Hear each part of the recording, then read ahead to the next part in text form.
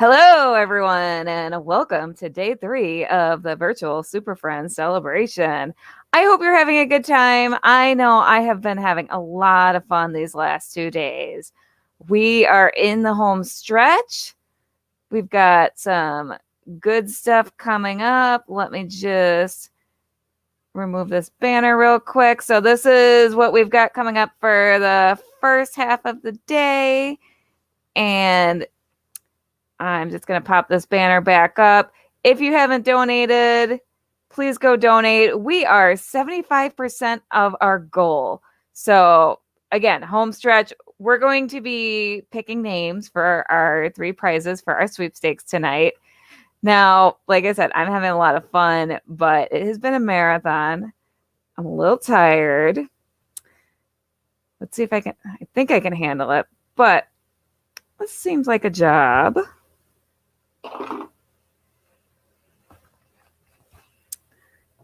For Superwoman.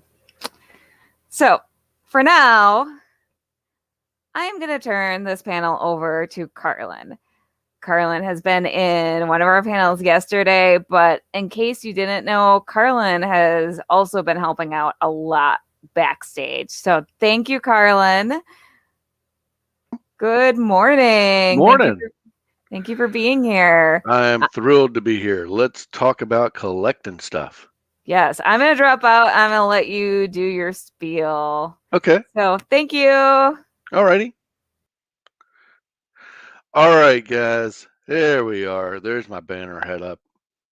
So, we're going to start off by laying a couple ground rules. As you can see behind me, there are long box after long box of pulp magazines and comic boxes.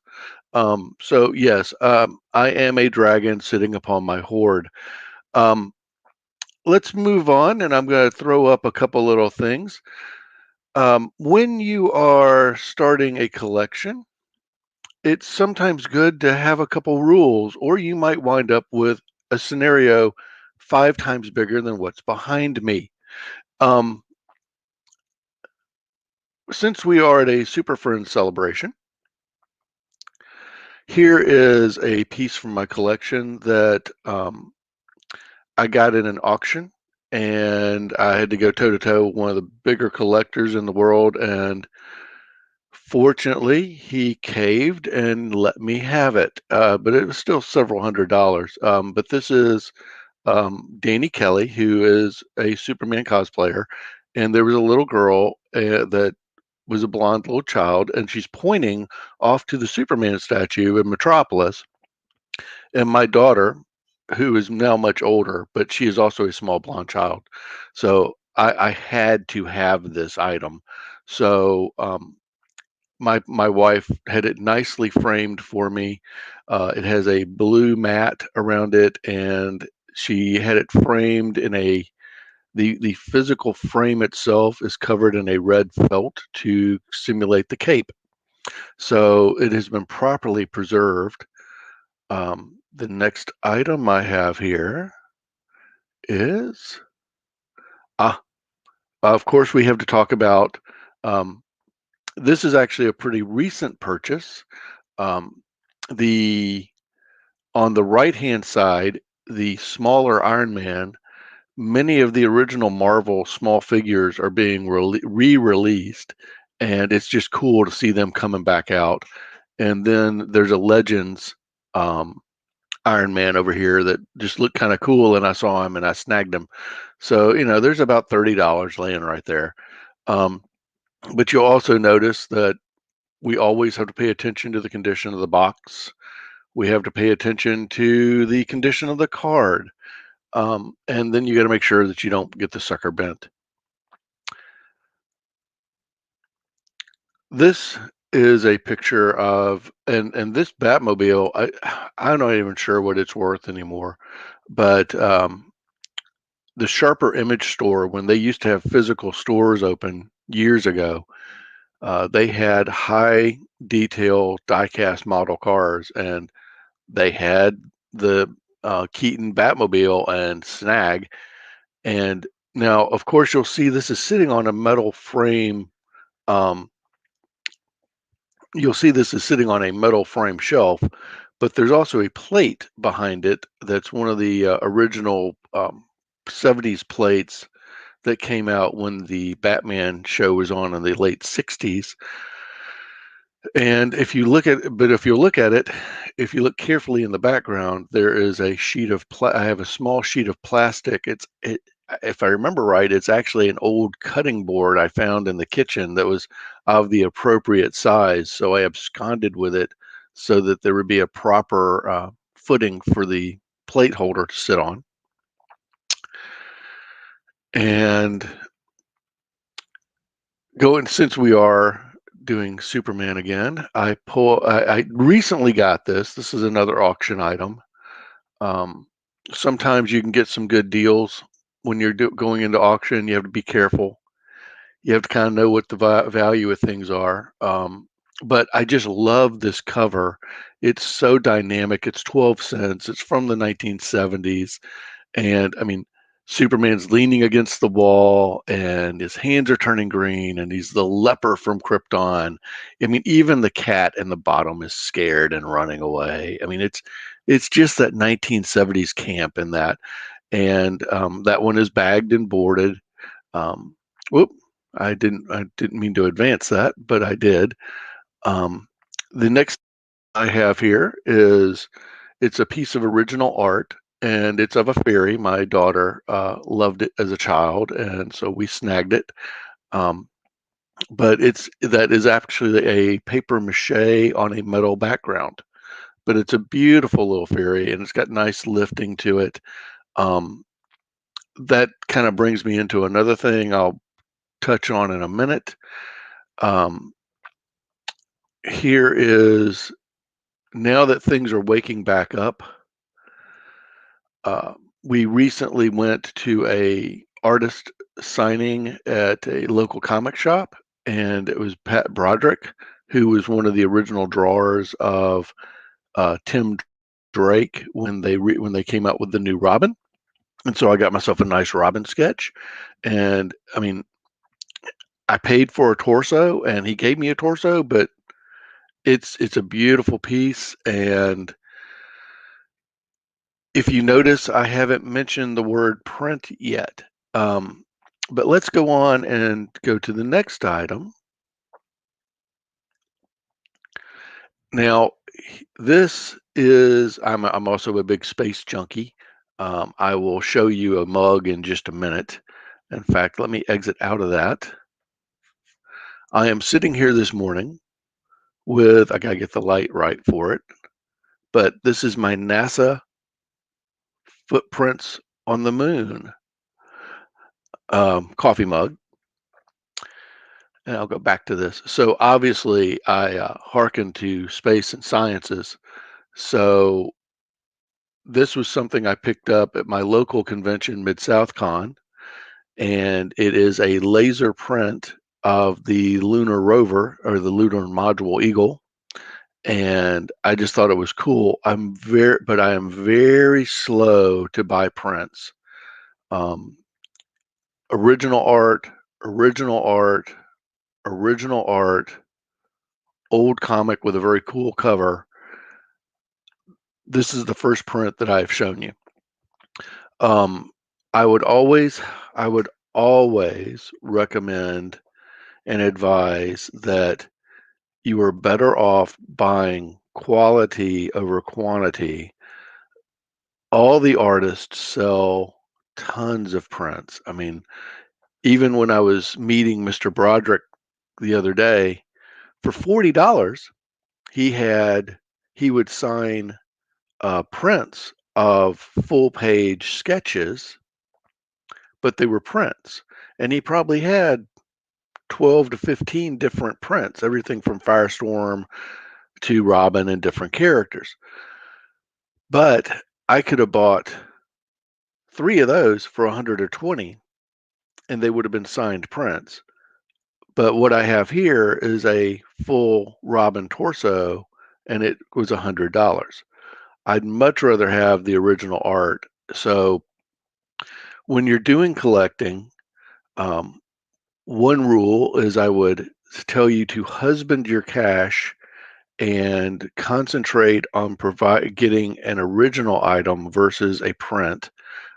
Prints are nice and they have their place, but you'll always do better with the extra quality. Besides, if you frame it, you got to frame 3 of the prints. I'm only framing 1 of the Robin. Um, Here's another cool item, and this is actually going to segue. Oh, look, that dragon! It's going to eat us.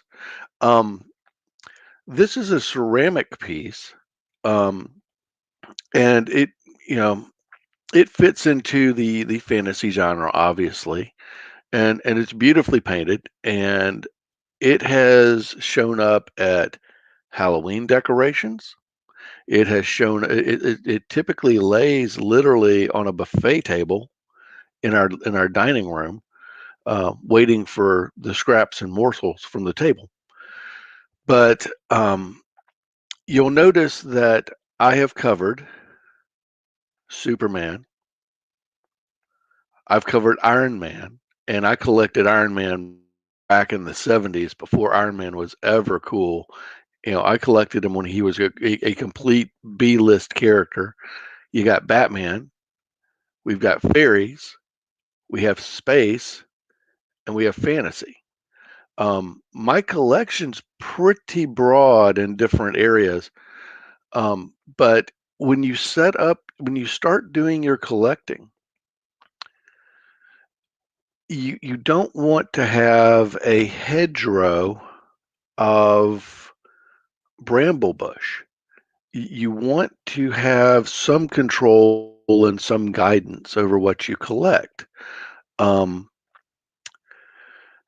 you would like to have some semblance of order to it. So there's going to be points in time where, let's say, okay, I like the dragon, I like Lord of the Rings, um, but most people like a good horror film, but I don't collect Freddy Krueger.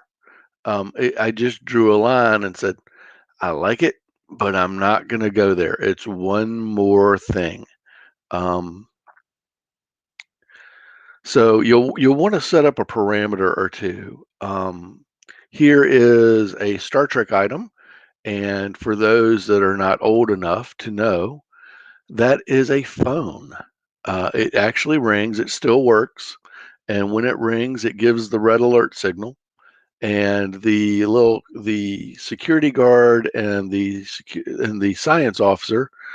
There was a lady at some conventions that um, she makes yarn figures of various pop figures. I have Doctor Who's. I have a whole collection of these figures because I like the people. But I suspended these off of the nacelles of the phone. So there's all kinds of strange, eclectic things that can fill your collection. Down here, we have that is a Romulan bird of prey, and because I am a child of the 70s, that is a Buck Rogers starfighter. Um, Going back toward more comics, um, I these are both recent purchases from an auction. The Superheroes magazine, that is issue 1, and it dates back to 1966. That thing is as old as I am. Um, it's a beautiful cover, and I have not yet read it. And believe me, when I take it out, I will turn it with very careful fingers. And then also for my more science fiction side, there's just this funky, weird science cover with a guy in a blue spacesuit, and he's facing off against some sort of spider crab creature, and he's on this floating platform with multiple rockets. It's like a flying chair he's on. It's just cool. Um, and that one is from the 70s. Actually, I believe it's 1971 according to the cover. So once again, those are bagged and boarded. You can go into the world of getting comics and magazines slabbed, there is a grading fee and a cost to doing so. But of course, once you slab it, you can never open and read it again. If you intend to do that for a display purpose, I suggest you get 2 copies so that you have a reading copy and your slabbed copy for display. And I'm going to jump over here and make sure we don't have any comments at the moment. No. Okay, I'm going to go back into our pictures. Here is this is Starman, and this is Carmen Infantino. Carmen Infantino was a guest at the Superman celebration several years ago, shortly before he passed away, and he was one of the original artists on The Flash, way back when. But once again, it's an original pencil sketch versus getting a print. Um, this next item is a Superman tank. This item is not mine. If you'll notice, there's like little yellow chain link in the lower corner of this picture. This is actually taken at the Super Museum in Metropolis. But the reason I took the photo and put it into this slide is, one, it's a cool toy, but secondly, notice that they still have the box. The toy's in great shape. It's not scratched up, and they have it in a protected plastic display case. Um, in many cases, you can go to one of the places I have found that's really good is there's a place called the Container Store, and the Container Store has um, different sized plastic boxes and that will fit various collectibles. They actually have a small box set designed specifically to hold Pezzes. So if you collect Pezzes or have some Pezzes, that's a to display them. Coming on down. Now this is actually a photo as opposed to the ramble and the stack of storage behind me. This is actually in our den where I have a nice wire metal display shelf. We use it to position our stereo to position the speakers for our stereo system. But I have taken individual photos of these shelves. But you'll notice that all 5 of the shelves have some sort of geekdom on it, and also right beside it, that is an original oil painting. It is by Marion Plumridge. She is the wife of Bob Eggleston, who is a Hugo Award-winning artist. So, along with collecting, I would highly encourage you to attend conventions whenever possible, um, because meeting some of these people and having the opportunity to shake their hand, to actually see their work in person is a wonderful experience. Um, we're going to move on to, I'm going to skip over this for a minute. I'll let you guys park this in the back of your head.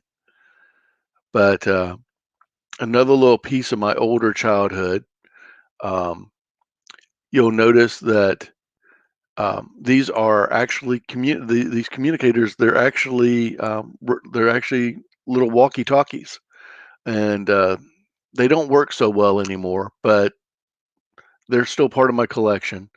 And you'll notice that I wound up with a Fangoria poster. I obviously was meeting someone who had a horror background, and I got a small poster of them. And above those are Proce Press, and Proce Press is a pulp story, like hard adventure, pulp detective kind of publisher. So, feel free to pick up some books and add some literature to your life. And we'll go on down here just a little.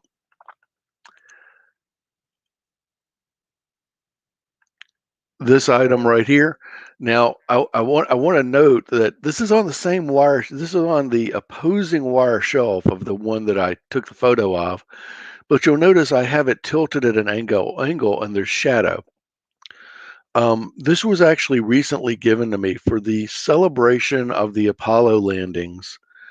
A friend of mine who runs a local IMAX theater, who is a talented model builder, he put together an Apollo display, and unbeknownst to me, he made an extra footprint for the moon landing, and he wound up giving it to me.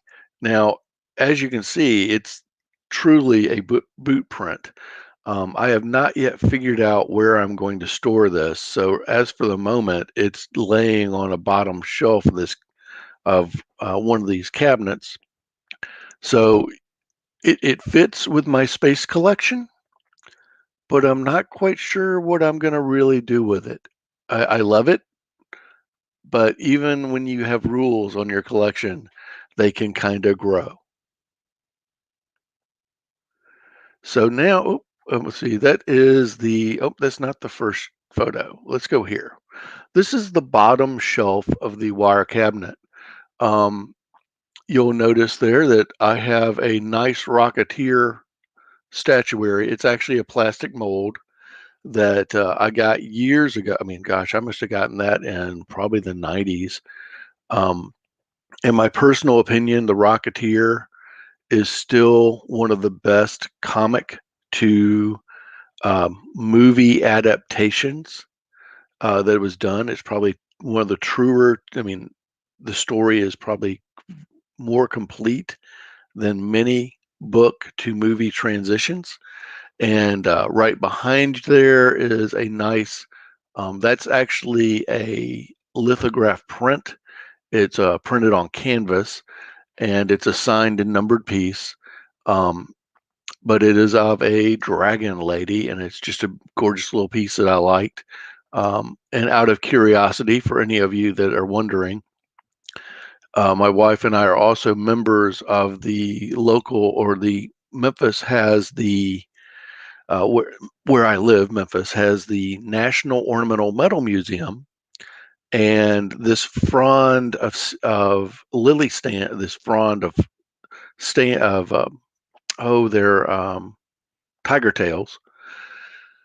It was a demo piece that was done and put into auction, and I loved the fact that they used an old chunk of slab marble to simulate murky green water. Um, so we snagged it. Just a different item in my collection, but it's not directly related to comics and collectibles. But you can always collect other things. But once again, go for the quality. Um, I threw this in here. I mean, once again, we're meeting guest stars and things like that. This was a photo from Denise Crosby from years ago. Um, but you'll notice that beside it, um, I picked up the Lego earrings for my wife as a little side gift, which she has worn and received, s- surprised comments when people realize that she has Lego heads hanging off of her ears. But there are different things that you can collect, and it's when you're traveling. The little Star Trek shot glass. I have found that even when I'm on vacation, shot glasses are a great collectible to have. I mean, if you're on an airplane, if you're in a if you're just traveling and you don't have a means of packing something, a shot glass, you can wrap that up and stick it in your pocket. If you had to, you can wrap it in a sock and it's not going to get broken. Um, so over time, I have developed a fairly extensive collection of shot glasses of places that I have traveled. Um, and down below, many conventions will have items on freebie tables. And at the convention that I was at there, um, DC Comics had apparently sent a bunch of freebie pins. So you can collect anything. I mean, those are freebie pins. You've got geeky jewelry. You've got the autographs and the pictures. And you can even do shot glasses, which, as I said, I tend to like those because they're easy to carry. You don't have to worry about it going through security and stuff like that. You're not worried about it getting beat up or bent. And yes, I have been at conventions where I've had stuff FedExed back home and it gets home and the worst I've ever had is I had a corner on some original art get bent. Had to flatten it back out, but it's the crease is still there. So FYI, be aware. Um, you might not want to buy something if you got to ship it. Um, you may just want to wait and buy something when you know you can drive and lay it in your car safely. Um, and I picked this piece. It's a little sketch, obviously. Um, you see the green. Batman has gotten hold of the Green Lantern power ring, and that is by Charles Ettinger, who's a friend of mine. Um, and it was just a little fun piece he did, and it wound up in a charity auction. In many cases, the items that I get um, have been in some sort of a charity auction. Auctions are fun. You never forget the first time you are in an auction and the first time you win. Um, I would encourage longtime collectors, be gracious, bow out, let somebody have a win. Let the young guy, let the young kid have a win. My first convention that I went to, they had an auction, and I should have taken a photo and put it in here, but it was a small ceramic wizard, and I won it for a whopping $13. The opening bid was 10, and I took that. Two other people bid against me. I bid 13, and they bowed out because they knew the thrill of the win. So, um, be sure to support the charities. We have a charity that we're doing here today for the Actors Fund, but doing auctions and charities is always great. I just would say at a certain point, you have more than enough stuff in your world. Spread the love and let other people have the thrill. Uh, the next item I have. Oh, and these are getting harder and harder to find. These are mini reprints. They're called digests, and they're still made today. But some of the original ones, they're really difficult to find now. Um, and I was fortunate enough to be able to snag a fairly good run of them one day. And this is just a set of four that I laid out and took a photo of. You've got um, Adventures, you got Superman, Supergirl, and Justice League all in there. And you'll notice that I think that's Shazam up in the top corner of that one. But anyway, these are all wonderful collections. They're bagged. They sit on a shelf. I have read them, but I treat them with kid gloves. Um, as I was saying earlier, this okay. I showed you um, the laser print of the Apollo module, or the Eagle module, I should say. Um, but this one is of the Martian war machine, and this is from the 1953 movie with George Powell doing the special effects. I just loved it. It's a little numbered and signed piece. Um, Again, prints have their place, particularly if they're numbered. Um, but I just loved that piece right there. If anyone's a classic movie fan of old science fiction and horror, you should be jonesing on this right now. Um, let's go back up a little bit here in the picture slides. This is another shelf of. This is the second shelf of that wire shelving that we use for our speaker system. And you'll notice that I have one of my daughter's camp. That's a boat that she made at a camp, and it's all painted up and has her little butterfly and her star on it and her shooting star on it. Um, but right beside it is the TARDIS, and so it's small little pieces can decorate and make your house very interesting. The top of the shelf, I'm missing one shelf picture somewhere, and I guess I'll find it.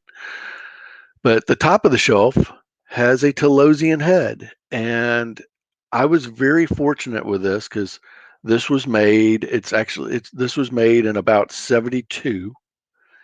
A friend of mine was running a table in a dealer room, and I walked up, and he saw me, and I looked at this, and because we were friends, and this is what where being a collector and being able to tell these stories about knowing people and being friends with people and having these relationships over time. He gave it to me for $50 because he knew that it was going to the right home.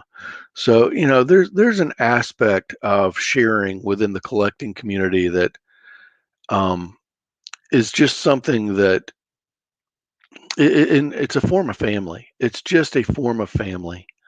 So, once again, form your friendships. Don't be greedy. Always uplift the next generation of collectors. Um, this one right here. Now, this is an original piece of art. And I don't know if Trevor's even online or not this morning, but Trevor Hawkins, good guy.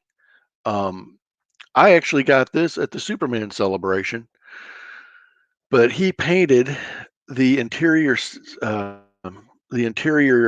pilot set or I should say, bridge set for Lost in Space. And I didn't flip it over, but it's signed by two of the actors. But it's a gorgeous piece, and I treasure having it in my collection. Um, and I also got to help my friend be able to pay his bills for a day or two. Um, I'm moving on to someone else's panel, and I don't want to do that. So that's just a sampling of the collection of items in my collection. And I see that we have comments. So, ah, John is listening and having a great day while he's driving. And Rose Bombeck, let's show that. Well, show. She loves the TARDIS. And I'm not sure what that was in reference to, Rose, but thank you. And oh, you remember seeing, okay, you must be referring back to the Superman statue photo that was the inspiration for the original piece of art that was the first item I showed. I believe you're referring to, I think you are referring to this item here. So, Rose, I appreciate you participating. Does anyone else have any more questions before I kind of start rambling through some collectional rules? I'll give you a second to respond.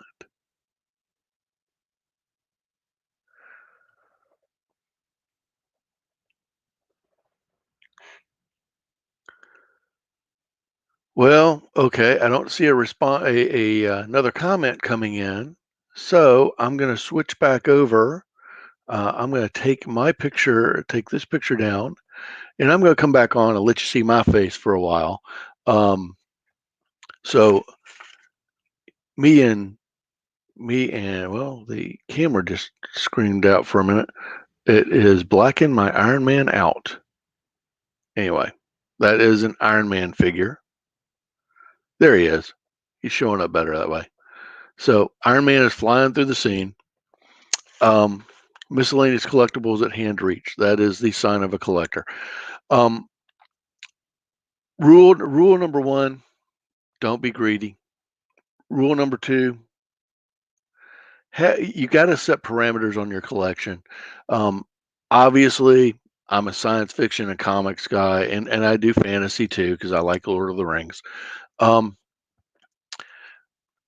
but my wife and I years ago got into collecting Snow Village. Well, there's tons of Snow Village, and there's different types of buildings in Snow Village. And to set parameters on your collection, we knew we had to do this because obviously I collect all this other stuff. So what we did is we decided that we modeled our collection of buildings on our own life. Um, Her parents at the time had a home in Sardis, Mississippi. So they were down in the country by Sardis Lake, and we were living in town. We were the city mice. So what we did is we had the town of Nakomi and we had Dillerville. So if we bought a piece, it had to fit within the country motif of Dillerville, or it had to fit into the tranquil town of Nakomi, which was our version of, say, Mayberry. And if it didn't fit, we didn't buy it. Um, so you have to do the same thing with your science fiction and your comics. Um, if you are a Batman collector, don't branch off into Blue Beetle. I mean, it'll you'll go crazy because with Batman, you've already got the Joker and a whole rogues of villains. The same with Superman. Um, the same. I mean, how many X-Men books are there in the comics universe? Bunches. You've got to be sure that you can control the scope and scale of your collection. Um, if you don't do that, it's going to look disconnected. Oh, you're looking at the Lost in Space artwork. Ah, okay, but you really like the okay. Well, Rose, I am so glad you are participating. So keep on throwing those questions. So, you know, make sure I've got something reflecting on my chest. It's probably going to be another toy. All right. Um, that's better. Cameras cameras fritzed out for a second. So make sure that when you're collecting that you contain the scope or you're going to wind up 5 times worse than what's behind me. And what's behind me is literally probably at this point 30, 40, it's 30 to 40 years. It's a good 30 years. What's behind me is a good 30 years of collecting that I will need to purge through, and I'm probably going to sell off part of it. Um, so there's only, and if you look over my right shoulder, there is a plastic cup. Let me move that way. There you go. There is a plastic cup, and that is from the Rocketeer. That one's not leaving my collection. Um, and John Pica comes in. I collect Marvel Legends action figures and Star Wars Black action figures, but not everyone. For the Marvel Legends, you focus on the Avengers, specifically Captain America. Yes, you are containing the bramble of the hedgerow. And for Star Wars, your focus is on female characters and the villain, specifically Darth Vader. Okay, that's a good rule to have, John. And I've seen you clean out your and John, I remember when you were having to clean out your garage. Um, I wish I wasn't 4 hours away because I would have come and taken a couple items off your hands. Um, so yes, John Pica knows all about containing the scale and scope of a collection um, to try and have it look nice. You know, so let's not be greedy, guys. Let's uplift the nation and make sure you set ground rules, and then you got to know how to preserve it. I mean, some items. I mean, that the Batmobile. I mean, it's a diecast car. I mean, short of me rolling it around and, bang it into the walls. I just need to go dust it every now and then. It's pretty, it's pretty solid. Same for the plates. I mean, it's a plate, and you don't throw it like a frisbee. Um, Another thing you might want to consider is the colors in this comic book. This is 1970s paper. It's not like they made this with a high degree permanent ink. So I would never put this in a directed light source of like an open window where every day direct sunlight swept across it. Um, this this painting here, it's when I had it framed in my when I had it framed and hanging in my office at my day job, I actually opened up the windows to my office, and for literally a period of a month, I studied where the light in the office fell coming through the window for literally a month. And that was just to make sure that I was accounting for having cloudy days or something, so I knew what was really happening before I even hung this, because I did not want to put it in a position where it would experience light fade and light damage. Um, And John just kicks in again. This will sound odd too, but when you think of collecting, collect from the attitude of abundance. That means being very satisfied with what you have and understand you never need anything. Instead, think hope to have one day. That is a really, really good comment, John. That's hope to have. Yeah, I mean that embraces the concept of you're going for quality over quantity. You'd much rather have a signed hardback of a particular book than to have a dozen copies of the paperback with different covers. Yeah, the hope to have one day would be is a really good idea. That's a good concept. Let's see, is there anything else I wanted to bring up here? Because we're coming up, we got about 20 minutes left in this panel. So I'm looking for a few more comments, but I'm going to pop back onto this one again. I'm going to talk about family for a minute. Oh, here's one. Here's one right down here. Okay, this item here. Oh, here is, before I talk about that, I'm going to go here. Here's the other shelf in the wire shelving. Um, And a lot of times as collectors, we're recapturing our childhood. And you'll see I found, and I'm pretty sure that one has the thermos in it. But obviously, being a child of the '70s, Battlestar Galactica was part of my jam. So I have that sitting in the background. And the ceramic statuary, this is an oddity, and I'm actually still trying to find a companion piece to it. Years ago, Vincent DeFate, the artist, was commissioned to design a moonscape city. And there's actually two other pieces to this, and I have one of them. So, I mean, kind of you've got to have the grail that you're searching after.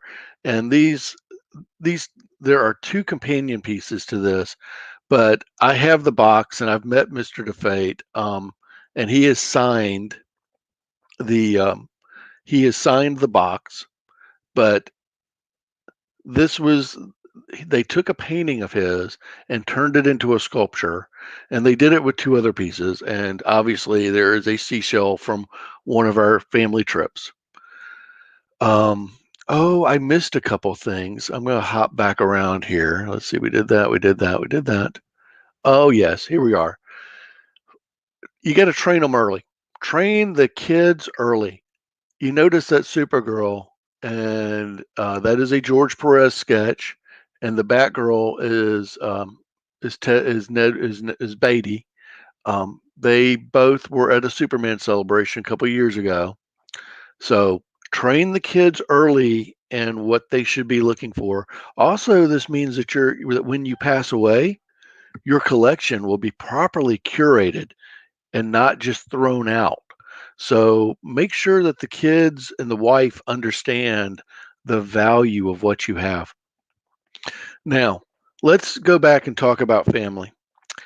And I don't even know, I doubt he's on this morning, but there's a gentleman by the name of Eric Crimmins here locally, and he's primarily a horror collector, and he runs a little thing called Eric's Stash, which is his collection business.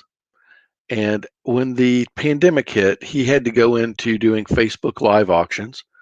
Well, being his friend, I log on to his auctions periodically, and I'm being supportive. Well, I log on one night, and he basically pauses his auction and goes, "Oh, oh, oh!" He was auctioning off. You'll notice that this is in Spanish. He had Spanish lobby cards of some old Vincent Price horror films, and he finished those off. And I actually bid on one and lost it. But he sees me out there bidding, and he pauses his auction and goes, "Hold on, guys, hold on. I've got something for my buddy Carlin." And he scampers off for a minute, and we have dead air. And he comes back, and here's the story behind this. There's another local guy here, and I know he's not on this morning, but we all call him Mr. Roberts. He made one token bid against me on this, and I wound up getting this. This is an original lobby card for Flash Gordon. It is 80 years old, and I got it for $35 because when Eric saw me in the bid, he knew that when he had found an old gentleman, Mexican guy, who was running an old theater, and he was retiring and he was shutting everything down. And what the man had done is every time the movies ended, he went to the lobby card case, took the lobby card out, and dropped it in a box. This original Flash Gordon lobby card laid in a box for literally 80 years for a collector friend to find it, and then for me to log in on his Facebook auction in a supportive role, and then him say, "I know where this belongs."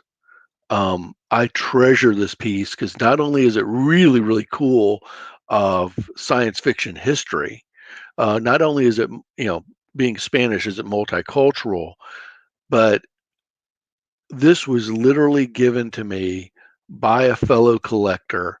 And even though it was in an auction and I had another friend poke at me a little and make me bid again, um, it was effectively given to me by the collecting community because they wanted me to have it. So that's kind of a just my story on that.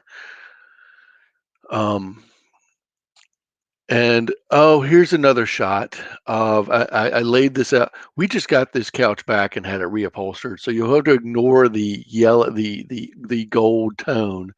But I came back in from a Superman celebration, obviously, and you'll see on the left-hand side is the Daily Planet newspaper with the guest list. They were apparently that year they had a bunch of frisbees and they were throwing them out from the stage, and I wound up getting hit with one. I didn't catch it. I got hit with it. There's an old Slurpee cup from the Superman movies when they were coming out. If any kid has not had a Slurpee, go find a 7-Eleven and take your kid for a Slurpee. Um, there was a nice that mug. The art on it that year, Lynn Workman, who is probably known to several people, he's a member of the Super Friends. He actually did the promo artwork for the for the celebrations T-shirt that year, and I bought the mug as a remembrance of him doing the art. Um, you'll see a painting that I picked up in the background. There's a book on Superman, and you'll see again. I like the older books, the digests, the oversized treasuries, and I love that Fortress of Solitude with Superman picking up the giant key to open up the fortress door. And there's another piece of art, or the corner of a piece of art, and that's actually spray can art. All of that was done with a spray can, and using forms and hard objects to create the angles. It was fascinating to watch it being painted. Um, so I, uh, I've had a really fun time collecting things. And oh, we have more comments. The comments looks like they've exploded. I'm coming back over. I'm sorry, guys. I was yapping. Um, yes, you are correct. Let's see here. Oh, I'm sorry. I got to scroll back up. Uh, oh, Phoenix Sisters. No, Dad. No, Dad. Really? Okay. I'm glad these comments were over here. Um, and my daughter just, oh, the Phoenix Sister. No, Dad. My daughter is actually adminning. Oh, Lordy. I'm going to get a talking to after this. So let's go through some of the comments here and let's see what we have. Uh, Rose says that she has boxes of comics too in my basement. Get them out of the basement. That's a moisture trap. Um, you stopped buying them last year because they were really cluttering up the house. That can be a problem, hence the hedgerow. Um, you were reading them much more, still like to get the Batman comics or just the trades. Hey, trades are good.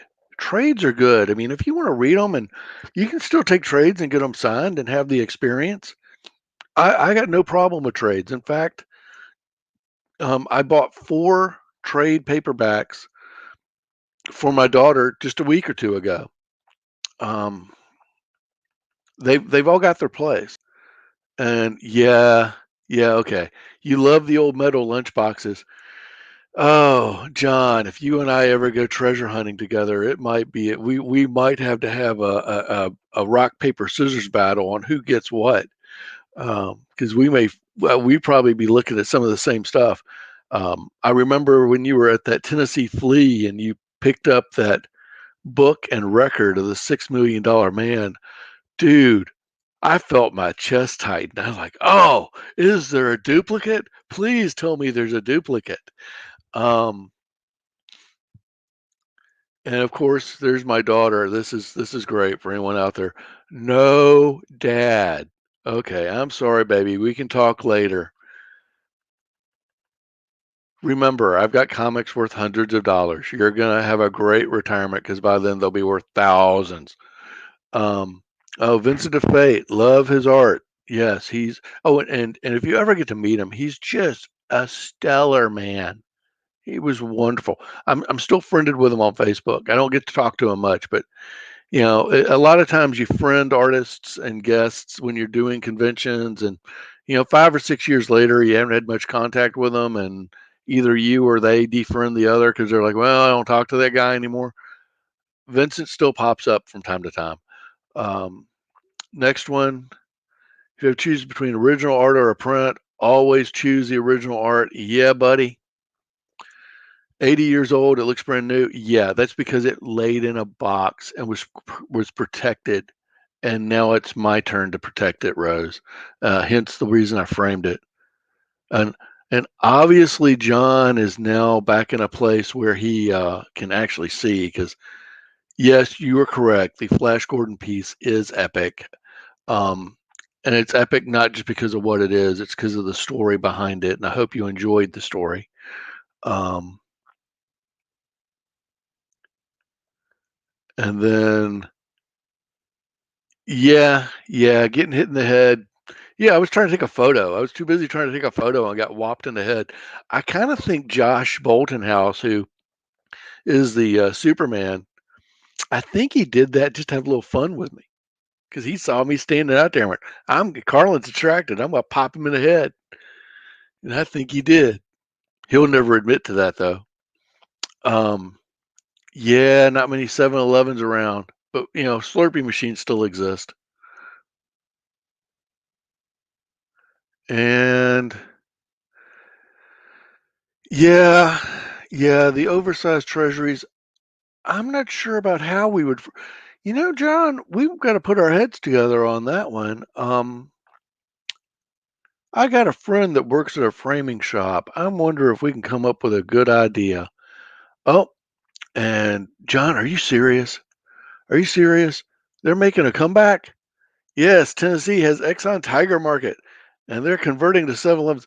That is great news, John. And since my daughter is adminning, you just wait, baby, because when I see a Slurpee machine with a collectible cup, and it's something cool that I think you or I want, you and I gonna get sore throats drinking Slurpees. Come on, guys, give me an amen on that. Let's all get sore throats from sucking down Slurpees to get the collectible cup.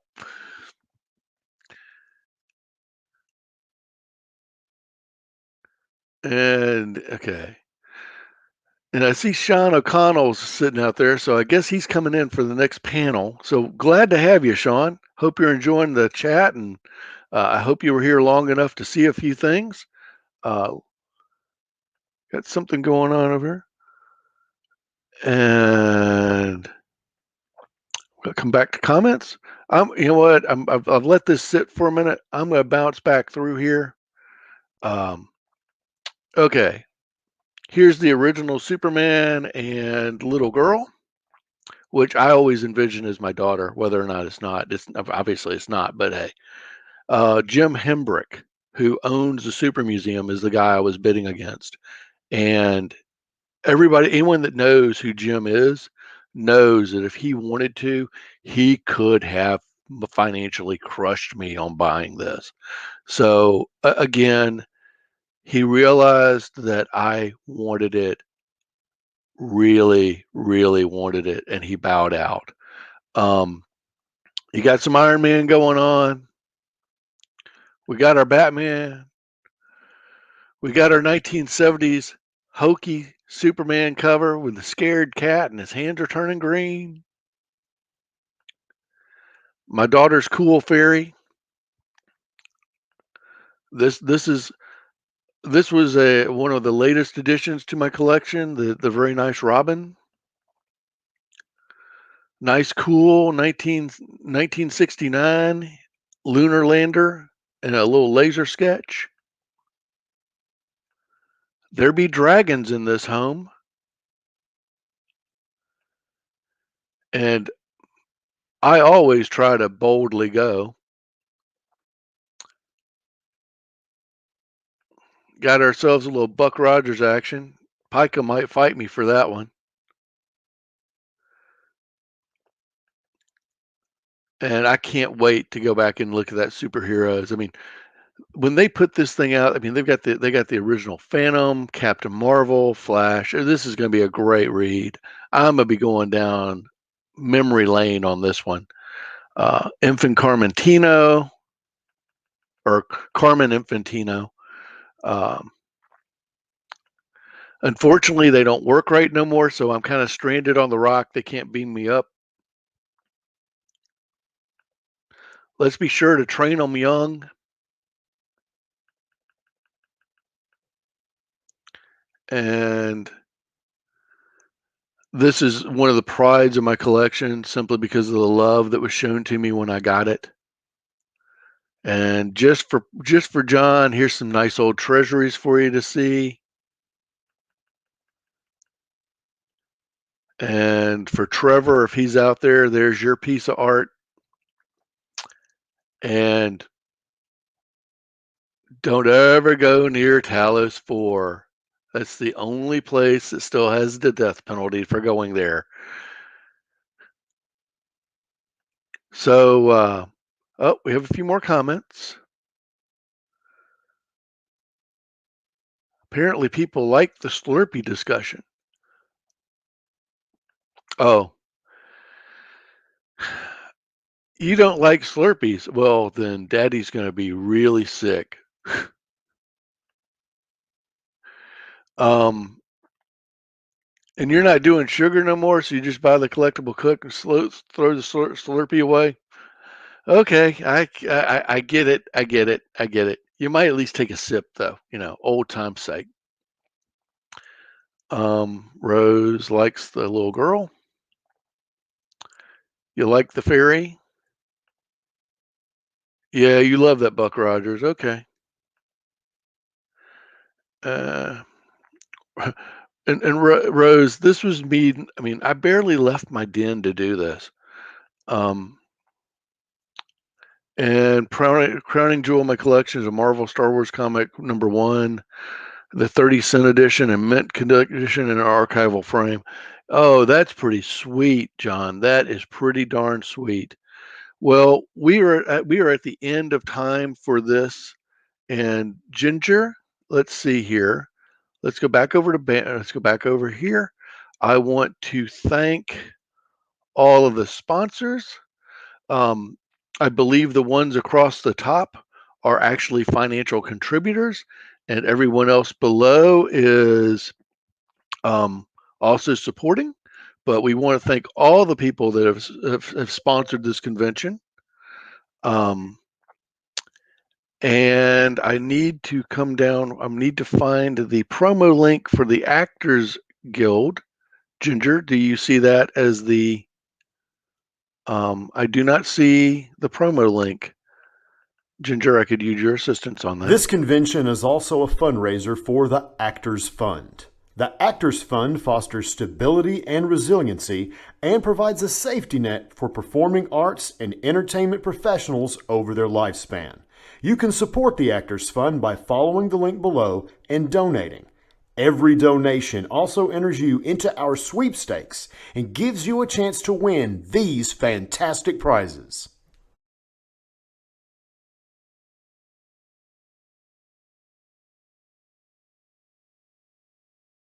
Would you like to have control at this moment? Yes. Okay, let me make that happen for you. All right. Hello. Let me get this image off of here. There we go. Hello. Hi. My name is Tyler Patrick. I'm the host of the Krypton Report podcast, and I am hosting today the podcast with Sean O'Connell, author of the Release the Snyder Cut book. Are you able to hear me, Sean? Make sure I'm coming in clear. Loud and clear. Can you hear me? Yes, I can. Awesome. Just wanted to make sure. Busy day. So, all right. Yeah. Welcome, Sean. It's good to talk to you about your book and see how you've been doing. And I got to enjoy your podcast. I listened to the recent episode about The Conjuring 3. I'm a Conjuring film fan, and I was very interested with, I want to pronounce it correctly, Chavez? Michael Chavez, yes. Taking over as the director, because I'm a very big fan of Juan's. So I saw that you guys had talked to him, and I was dialed in. I was excited to hear that. So it was a good time. Yeah, that's a tough gig to take over because Juan is such a master of horror. But obviously, he's shifting over to Aquaman and is buried in that world. So passed the Conjuring baton. I love that he's like, all right, I'm going to do this action movie. Then I'm going to go cleanse my palate, do this low budget horror movie. I'm going to do this action movie, and then back and forth. And, we won't, this is a whole tangent, but I was excited to just, see that you guys were interviewing Chavez. I think he's a very solid, good director.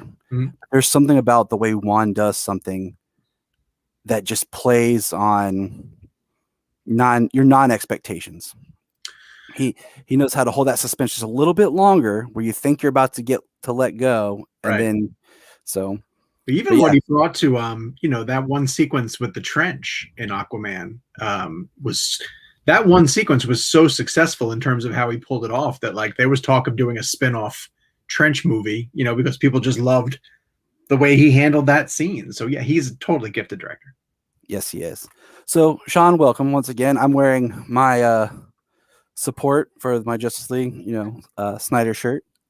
And I just got some questions I worked up here, but I thought we would just kind of chit chat. It's exciting that I like to type everything out so I don't forget. But that you work for Cinema Blend, which is a great website that I visit often. And then I hadn't put the two together yet. And I was like, it was like a light bulb came on. I was like, aha. So I was like, oh, okay. Yeah. Yeah. It's that guy. All right. I've been with Cinema Blend for I think almost 8 years now at this point. Starting off as a staff writer and working my way up to features, and then their news director, and then all the way up to managing editor. So, well, congratulations. Thank It's a great gig, and it's funny because like I was a fan of your stuff until I realized that it was you. Like I was like, it was like the meaning of two different things. Like, oh hey, good. So- That's better than the opposite. If you were like, "Who is this jerk?" who like, am I oh, talking to? Like what? This guy. So here I got some questions for you. I saw on your profiles doing some research. You live in North Carolina? Yes, sir. Awesome. I lived in North Carolina for a while. I lived in King, which is right outside Winston-Salem. It's a little small town nestled between Mount Airy and Winston-Salem. Okay. And I worked near near Charlotte kind of area, but I love North Carolina. It's great. So It's a beautiful place. I've called it home for over 20 years now at this point, and it's a weird little off the radar state in that, you know, people might come here to vacation, but they head to the beaches or the mountains. But there's these quiet little pockets, you know, Charlotte, the Research Triangle Park, which is the Raleigh-Durham area. It's very college driven. You know, the college sports are huge down in this area. And like the weather is just ideal, you know, it's like never too hot, never too cold. And so, yeah, we love it here. So that leads me to ask, how is it living in North Carolina and then doing the job that you do, being in like the Hollywood news and everything and not being physically there? That's a great question, because it is hard. It's a challenge you have to almost establish yourself first or early on, because I'm in Charlotte and it's not considered a major market. And the closest thing to us would be Atlanta to the south, or even Washington, D.C. up to the north. And over the years, I've watched Charlotte kind of grow and become a bit of a player on the Hollywood radar. For a while, the North Carolina was a great place for filmmaking. People would use the backdrops because you had the beaches, you had the mountains, you could have city landscapes, you can cover a lot of different areas in states, but then we lost a lot of that filming to Georgia. So I was kind of positioned here to go cover like Hunger Games filmed here, Iron Man 3 filmed here, a lot of the Sparks movies filmed there.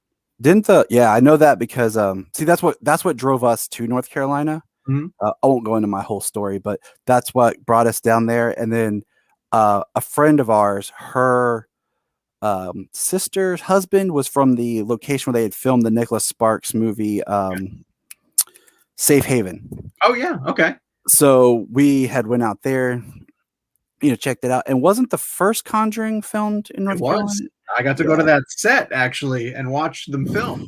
And I remember that when Kevin Smith was down there for Tusk, because that's right as we had moved down there, and I was like, hey, that's funny. Yeah. But so what it requires is a lot of travel. I'm up in New York or out in Los Angeles a lot prior to everything shutting down, obviously. Yeah, obviously. Changed now since this point.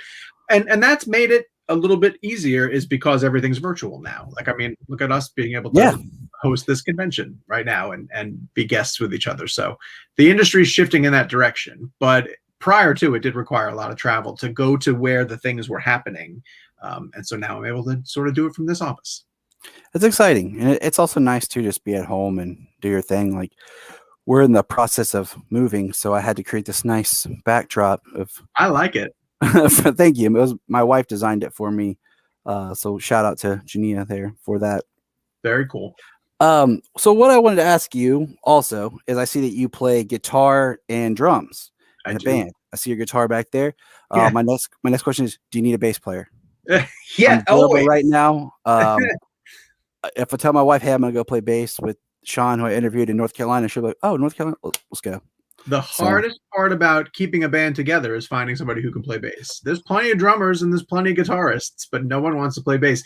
And yet it's the backbone of any sort of band and songwriting. So yes, we do. To answer your question. Bass is the weirdest instrument to me. And I say that as a bass player because you either blend into the drums where people don't notice you're there, or you blend into the guitar, or both, and people don't notice you're there. But then when you drop out, they notice. Oh, of course. Yeah. You know, it's like they don't realize they're hearing you until you're gone. Yeah. And I've played in several bands where the bass player is either really, really good and you then it carries the root of the music so that the drummers and the guitarists can explore a little bit better. And then I've had other bands where the bass player isn't doing much of anything, and you feel like you're working twice as hard because in your head, you probably know this, you can hear it a certain way, right? And it needs to sound full, and once that piece is missing, you overcompensate, to make up for it. And it's only when you step back and you say like, oh, that's because the bassist isn't doing enough stuff.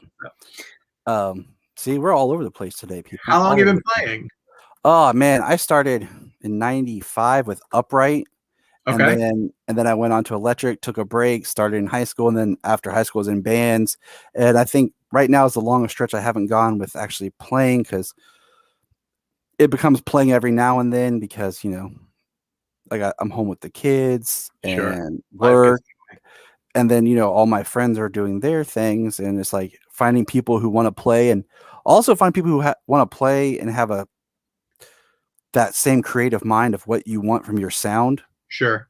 That's the hardest part I found, is some people have that very like, this is what I want. Some people have that open, like, let's bring our collective ideas together. And that really gets to be the hardest part of making music, is just finding people with a similar taste. And the older you get, when you're younger, you can be plugged in and your social life is different. It's easier. But as the older you get, it's like, man. Well, tough.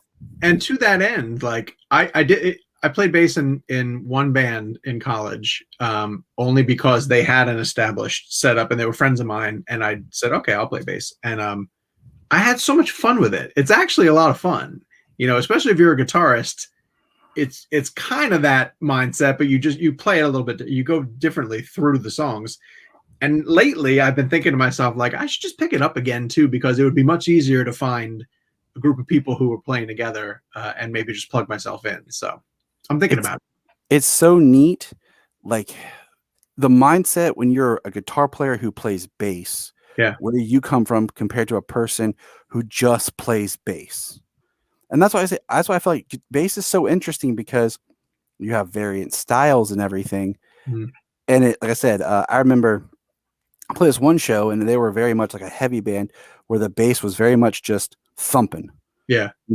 And I personally like to hear my notes, to be loud, but like hear my notes, hear my sound. So yeah, we could probably keep going about this, but I just thought that was a cool fact. And I was like, maybe he needs a bass player. Everybody needs a bass player. Sure. So we're here to talk about, you had wrote a book called Release the Snyder Cut, which thankfully has occurred. I noticed I was looking at the release date. It had come out in March, shortly before the film had come out. And what I want to know is, were you a fan of Zach's before the writing of the book?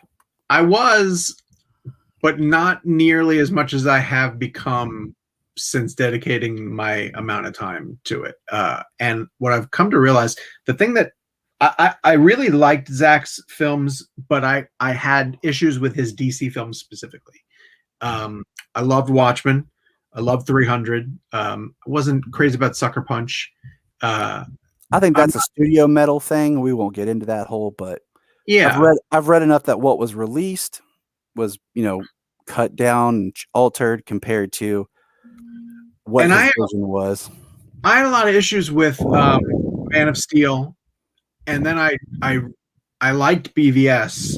I liked the direction it was going, but but the thing that really tipped me back into Zach's column, essentially in terms of what he was trying to do with DC, was the Ultimate Edition of Batman versus Superman, and the way that it filled in the cracks and the way that it expanded on, like, when I watched the theatrical cut, I felt like this feels truncated, right? Like it feels like we're racing through a lot of different things, and there were certain things in it that just didn't make sense. It's tight. It was very tight. Like nothing had a chance to breathe. Like it was like here, go. Yes, so. Right. And when you get Lex, driving the bus essentially through a lot of the things that happen over the course of the film, and that motivation gets filled out more, and you get amazing scenes of Clark like investigating. You get Clark. You actually get Clark. Yes. So that's when I kind of opened my eyes more to like, oh, there's a lot more going on in Zach's DC films specifically.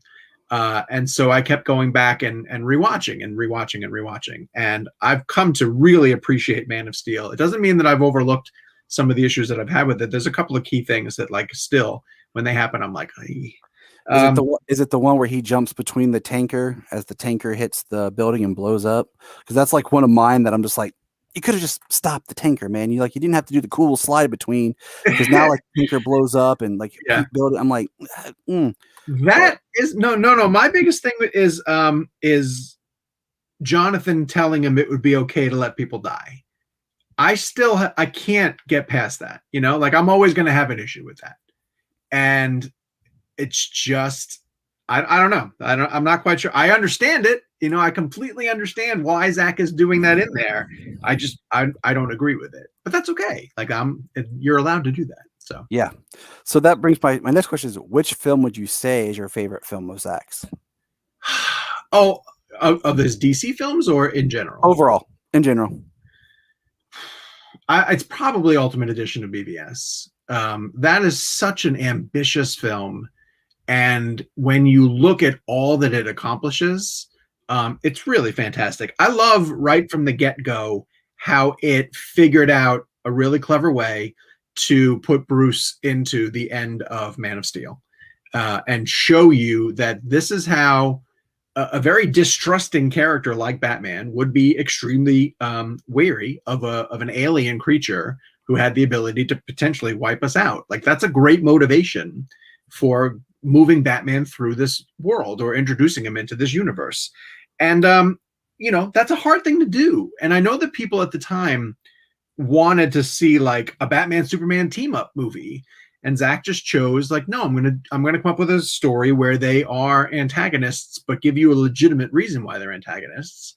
And it wasn't until Ultimate Edition really laid out how and why they were being worked against each other, by Luthor, that I was like, oh, this is really, really great. And that's the one where I go back and rewatch that multiple times. So I think that's got to be the one.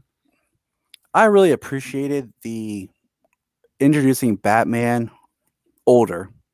I like that we jump ahead in his career so that if we want to, at the time, we won't go down any rabbit holes, but at the time, like having an older established Batman. So if we wanted to throw in Robin, Batgirl, Nightwing, anything, we could then, be in the sandbox with those. We didn't have to do this film introduces this person, this film introduces this person. So I liked, and personally, that was, before it was even announced or anything, a friend of mine were just chit-chatting about how would you bring Batman back, or would you do another Batman film? And I said, if I did, I would jump his story ahead. I wouldn't start from the beginning. And I appreciated that, as far as... And yet, what does it open with? The murder of the parents.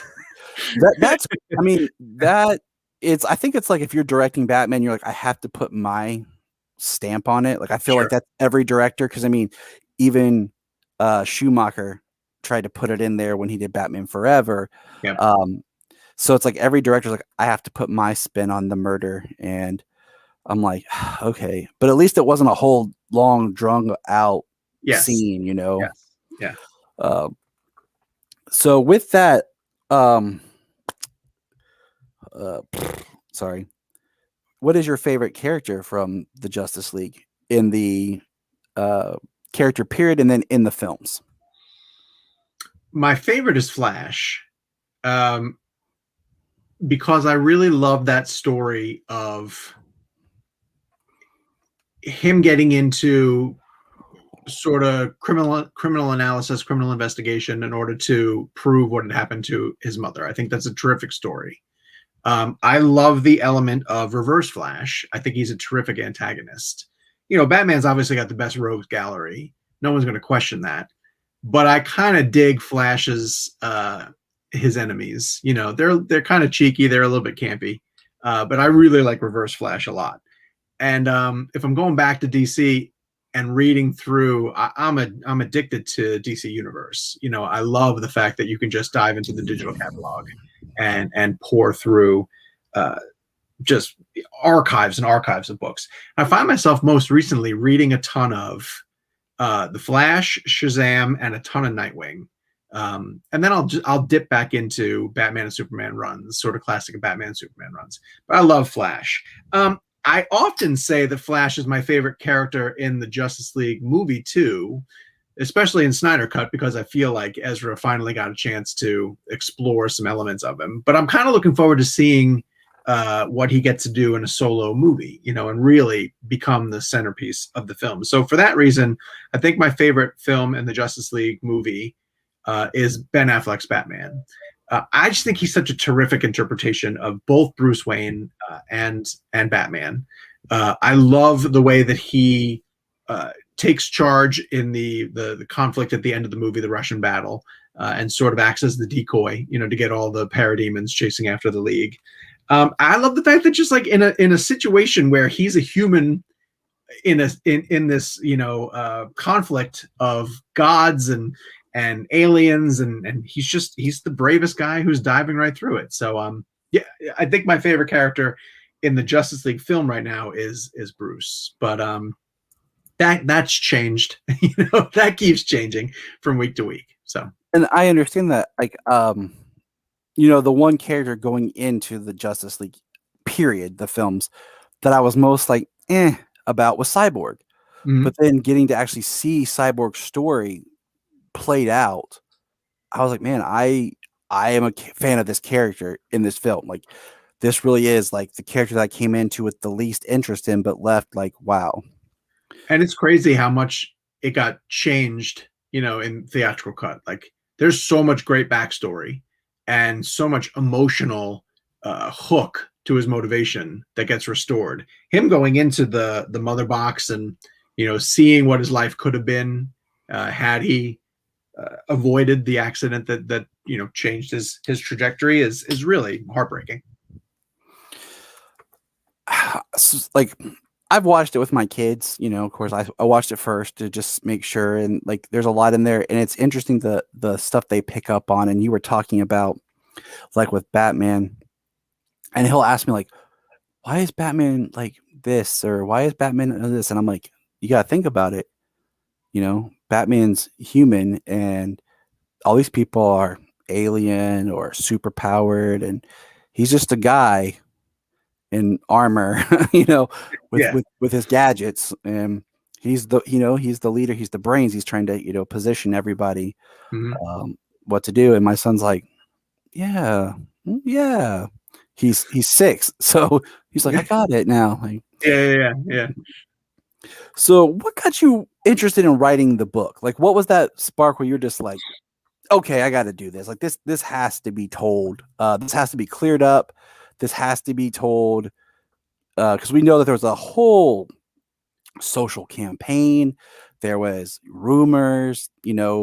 I followed Man of Steel, BVS, and Justice League ridiculous to where, I had copies of all the trailers, every little promo snippet, like the AT&T when they did little like advertisements, and like I had noticed footage in those that weren't in the theatrical film, and with just watching enough movies and thinking and having read enough about what the movie was to be, I could see little parts like, okay, that's a reshoot, that is a reshoot, that is different, and then so.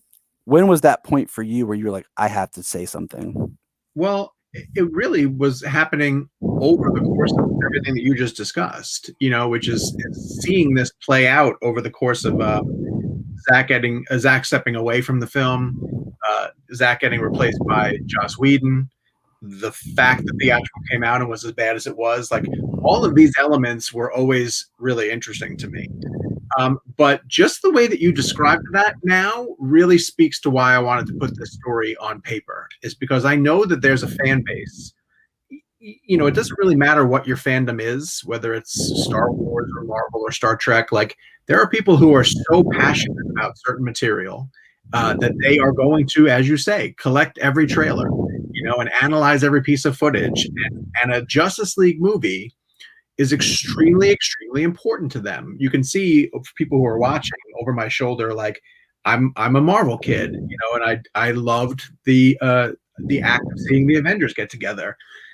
And when I stepped back and thought about how, if you're a DC fan, if you're a fanatic of these characters and you love them and you've loved them your entire lives, and this is your opportunity to see them in live action, paired up for the very first time, and what you get is that theatrical cut, that the studio decided this is good enough, just take this and be happy with it.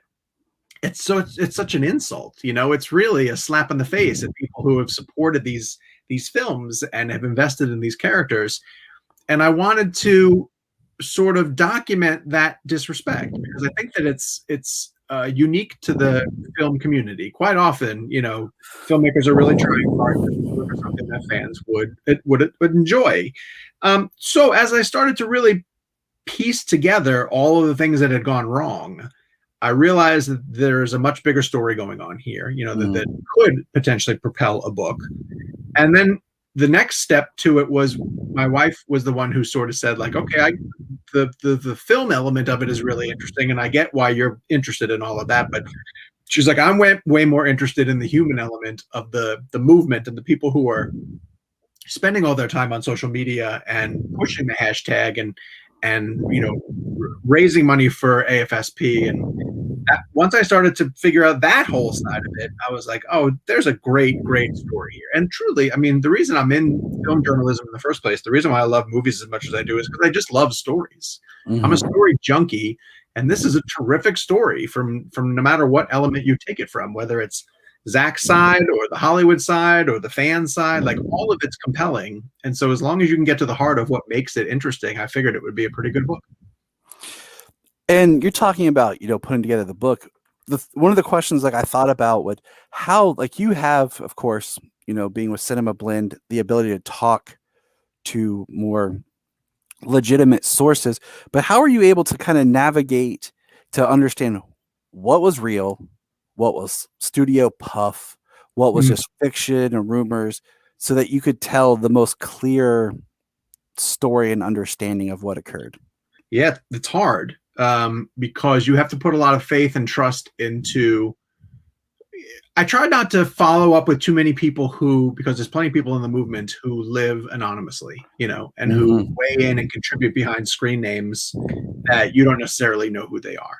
But that's what journalism is. Journalism is constantly backing up your sources, checking and double checking and making sure that the story that you keep hearing from the same people gels. And you have to remember that a lot of time when I was doing the research for this book and trying to get the story on record, the people I was speaking to and getting to go on record, they didn't think while I was interviewing that the cut was going to come. This was all being done months before HBO Max had agreed to do it. So these were people who were still very invested in getting the message about, hey, we want to see the Snyder Cut come out. But I will say that there were a lot of people who were working behind the scenes on the Snyder Cut movement who didn't want to have their names attached to the work that they were doing, because they honestly believed, and it took weeks, if not months, of convincing them that, hey, this is in your best interest.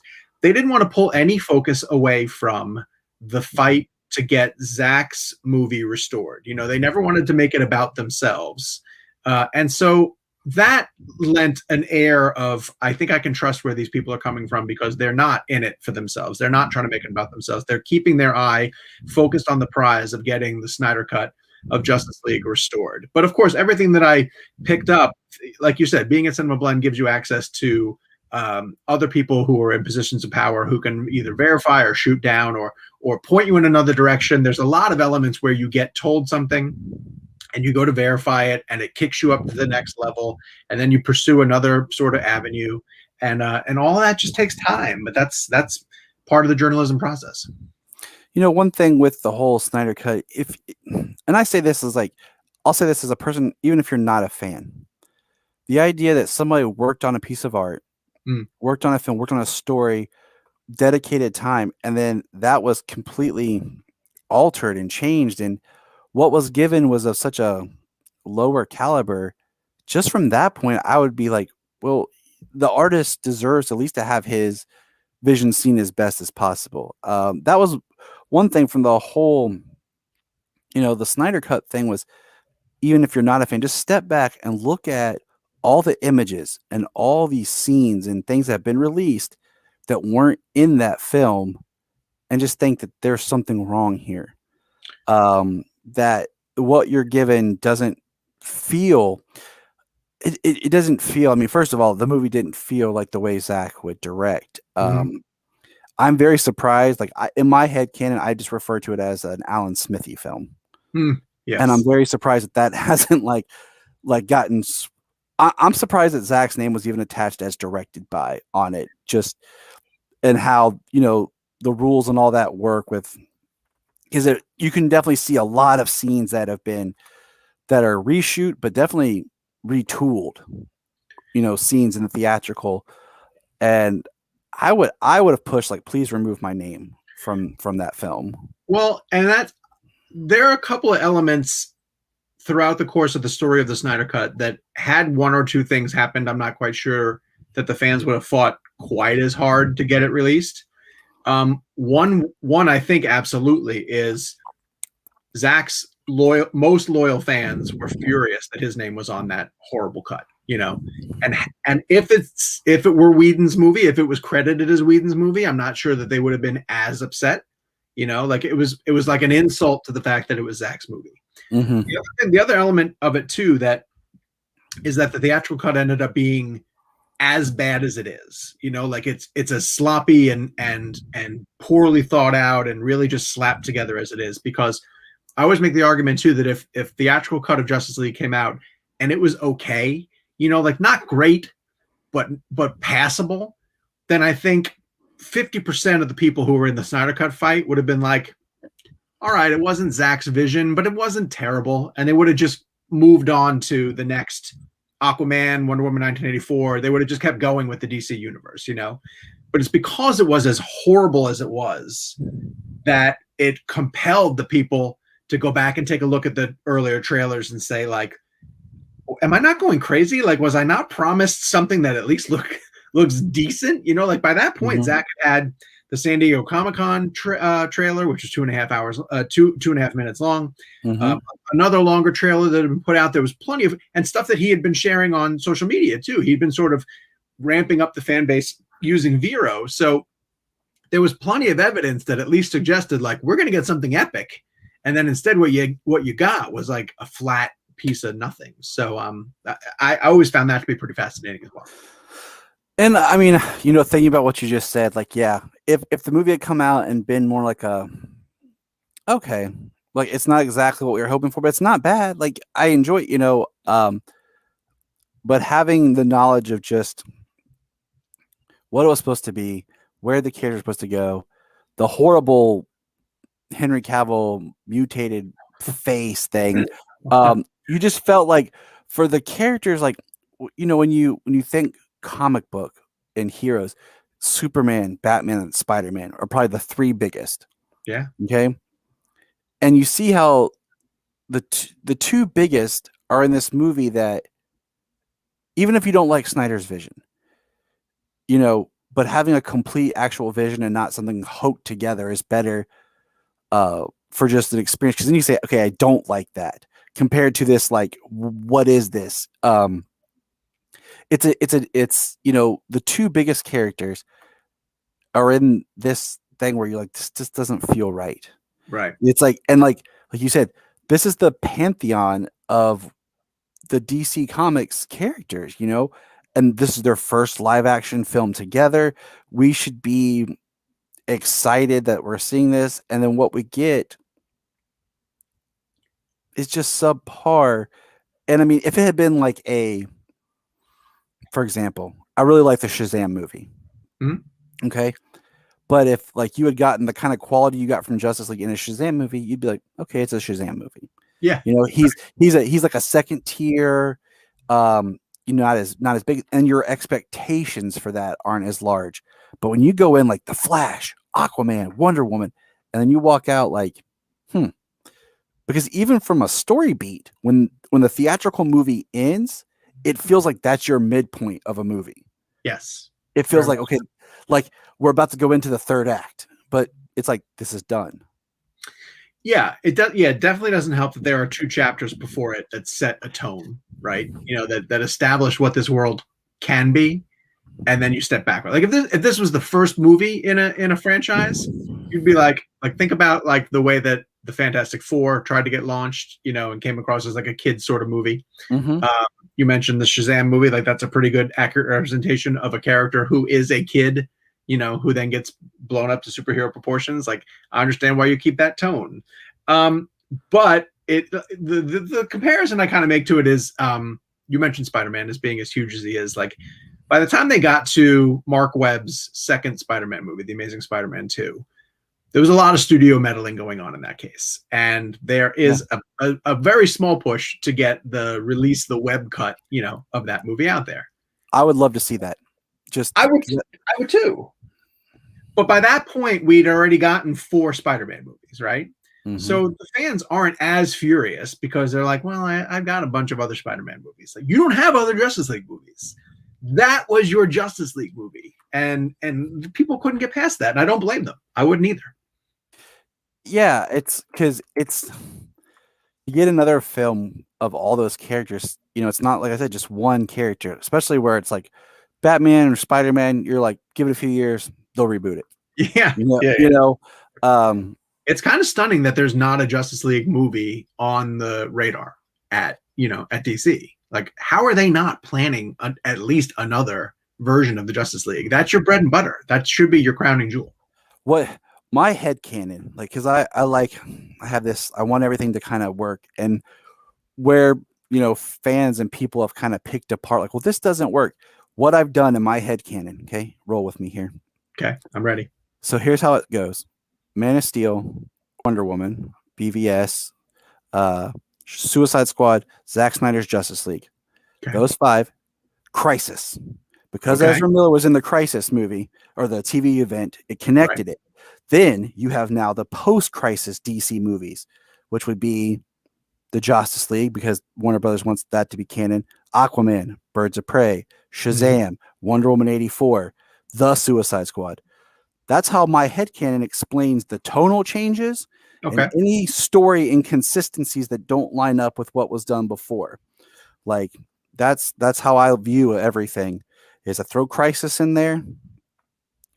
And that's why Wonder Woman in 84 feels like a little bit of a different Wonder Woman than we've seen in her first standalone film. She does, yeah, it's very true. Post-Crisis. So that's just how I've made it. So I feel like, okay, when I watch these movies, I'm like, I'm not like, why is this different? Why? I'm like, post-crisis. Okay, I like it. That's the first time I've heard that. That's a pretty good approach. I have to make things work, because or I'll, you end up in those nerd geek conversations of, well, in this movie they established this, but in this one I'm like, yeah, you're right, but it can be looked at. So I'm just like, post-crisis. But they want their cake and eat it too. They want to be able to do a Joaquin Phoenix Joker movie and not have it connect to anything. They want to be able to do Matt Reeves and Robert Pattinson without having to connect to anything. It's hard to do cinematic universe and also do those sort of Elseworld projects. I mean, I don't need everything to like connect where I have to have everyone appear in every film, but just that idea that the worlds are connected is a nice feeling, that we could see them together. We could see these characters. I'm excited for the Batman, but at the same time, like, it's sad that foreseeable future, we're not seeing these characters again and getting to see how all of them together would become, like the really well done team that we want for the Justice League. Yep. Or even just Henry Cavill showing up in Black Adam. Yeah. And him getting a chance to just put his capper. My wife explained when we watched Man of Steel was, you have a film, Man of Steel, it's very much a Kal-El type film.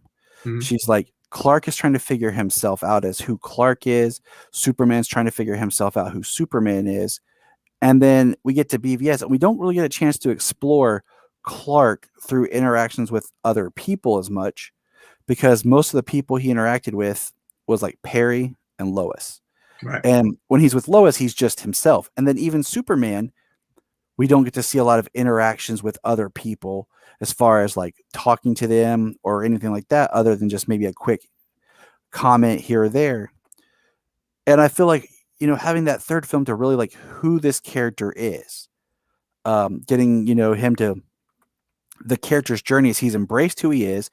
One of the biggest things for me was in Zack Snyder's Justice League when he comes out in the suit and he flies off to help them. That's his character accepting who he is. Mhm. He in Man of Steel, he was very much pushed to come and reveal himself because of Zod. This is now like being brought back as his second chance. He could have stayed dormant and done nothing, Mhm. but he chose once again to don his alien heritage, to stand Yep. as Superman, and to go out there. And I feel like that's when he knew who he was, and not getting a film that lets him tell that story Right. is heartbreaking. It is. I know. It's lost potential. That was always going to be something difficult when I talked to a lot of people in the Snyder Cut movement as we were leading up to the potential of that movie's release. And I kind of asked them, like, how do you guys feel about the fact that if you get the Snyder Cut, that might be it? That the studio is going to give you the movie that you've been asking them to see, but it might not lead to anything else. And for the most part, everyone was like, that's fine. I'm okay with that. I just want to see Zack's vision for a Justice League movie. But it's really hard now after seeing it to not say what you just said exactly, which is now I wish they got a chance to continue. So continue in some form where we got, Henry Superman getting a good send off, a good kind of closure. Like it doesn't, we've heard about what Zack's visions for number 2 and number 3 were. Even if I didn't get that, just something more. Because I would have loved to have seen Superman fight Darkseid. Yeah. Yes. It would have been it would have been terrific. And then we're not getting that, New Gods movie, supposedly because of the Snyder Cut killed the New Gods movie. Yeah. So, I wasn't sure Ava was the right choice for that movie anyway. I never had the feeling that was going to happen anyways. Mm-hmm. Well, Warner Brothers really does like to announce projects without 100% being sure about whether they're going to come to fruition or not. They throw a couple of things at the wall, see if it sticks. It's a little bit unfair to fans. It's a little bit unfair because it gets fans' expectations kind of hyped. But yeah, especially for characters that don't have any other representation. One being the Nightwing film. Oh, that was supposed to be. And then I spoke to Chris McKay about that. Chris McKay's got a movie coming out called The Tomorrow War with Chris Pratt. And I interviewed him for that and asked him, I kind of brought it up in the way that like, hey man, I love Nightwing and I lament the fact that that's become a lost DC movie, that we've sort of chalked it up to the not going to happen pile. And he was like, no, don't do that just yet because I think it might still happen. So he's keeping hope alive a little bit for it. And he's sort of pointing at the idea that DC's branching off into a multiverse concept and maybe a Nightwing movie can exist in that. Maybe that's true. Or maybe it becomes an HBO Max type, original project that's developed for HBO Max and the budget is a little bit more scaled down. The advent of streaming services is keeping all of this stuff really, really interesting because it can go in a lot of different ways if they want to open up and explore it like that. Exactly. And it the streaming platform of HBO Max gives these stories to be told. It brings to people to their product. Where they have the Batgirl film and the Blue Beetle that have been announced to be HBO Max. So that's exciting. The other thing I was going to ask you was, I can't even remember. We're all over the place so much. And I'm like, I know we only have so much time, so I don't want to like open too many rabbit holes for us to follow down. But I wanted to point out, like I was looking, so I have here, I'm going to put in the notes, the Amazon link where people can go and get your book to really understand this whole story, this whole journey that, because a lot of people didn't understand like, oh, it's just an alternate cut or it's no. I think the best representation I saw someone put was, it wasn't a altered film. It was a deleted film. And I thought that was really, really strong because there's so much that's different. And even the things that are similar are still different. But when I was on Amazon and I was looking, I saw some other things that were listed under your author's page. Did you want to talk about any of those things, or? Oh, that's a different author. That's what I wondered, and I was Yeah. like looking through it, and I couldn't tell for sure. But I was like, you know what? I'll just throw that out there to him because They're it like feels very deep much different. philosophical books. Yeah, I was like, it feels very different, but it's under his name, so I'll just kind of ask him if he wants to talk about it. Okay, if not, then Good question. No, I will good just question. pretend like it Not didn't mine. happen.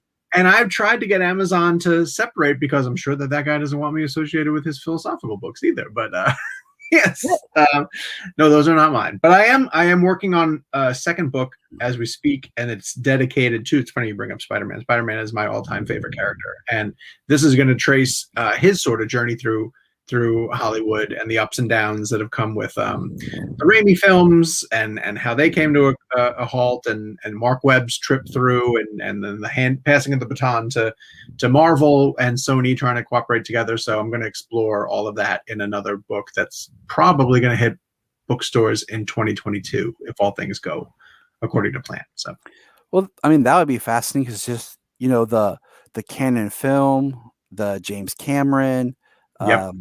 Stories of how that came, and then the changes that occur just in the filmmaking process. My kids are big Spider-Man fans, and we were talking about. I told my wife, like, I used to have a production photo from the first Raimi film where he had the actual web shooter. Oh, really? Okay. Nice. It was the scene where he's in his room and he had the actual web shooter, and then of course when the film came out, he had the organic. Right. And Right.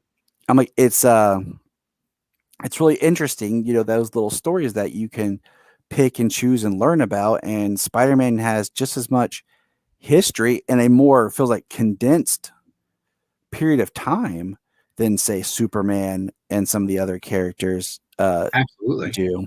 And a lot of the people who worked on those Raimi films, I got a chance to interview John Dykstra, who was really figuring out the visual language, like of how to move Spider-Man through. And John Dykstra worked on A New Hope. Like he got an Oscar win for doing the original Star Wars. Like he's as pioneer gets. And here he is trying to apply, how do I bring a character like Spider-Man off of the page and into live action in a way that looks credible, that it's not just a wonky cartoon type character. So some really fascinating stories I'm getting.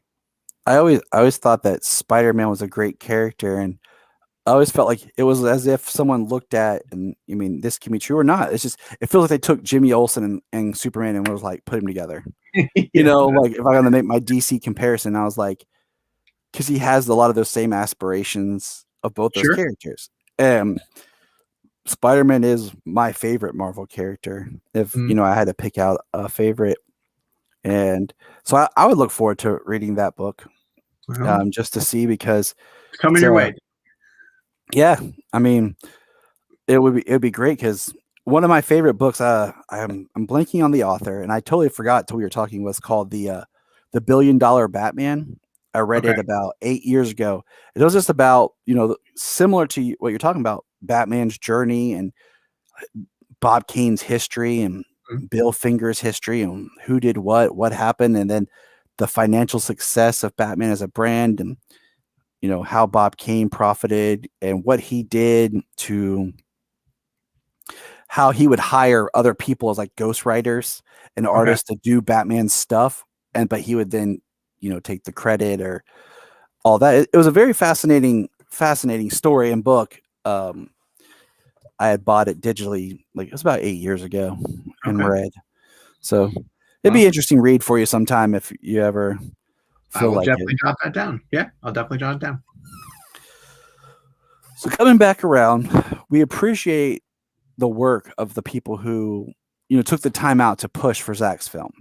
We appreciate people of note and credit, much like yourself, being involved in creating this book to tell the story, because when you were working on this book, you had no idea the film was coming. No. You were creating this book, and it just happened to work out that your book was released shortly before the film. But if it hadn't been released, this was a way to say, hey, there's so much going on around this film. What's true, what's not. Look, this is what I've done from a integrity, from a journalism. I'm not just some, blogger out there posting, hey, Warner Brothers, love Zach. You're like, I've done the homework. I've done the research. This is the story. And, it's appreciated from fans, and even, general audience who maybe not read the book will just being able to be like, okay, there's legitimacy to what this whole Snyder Cut push was.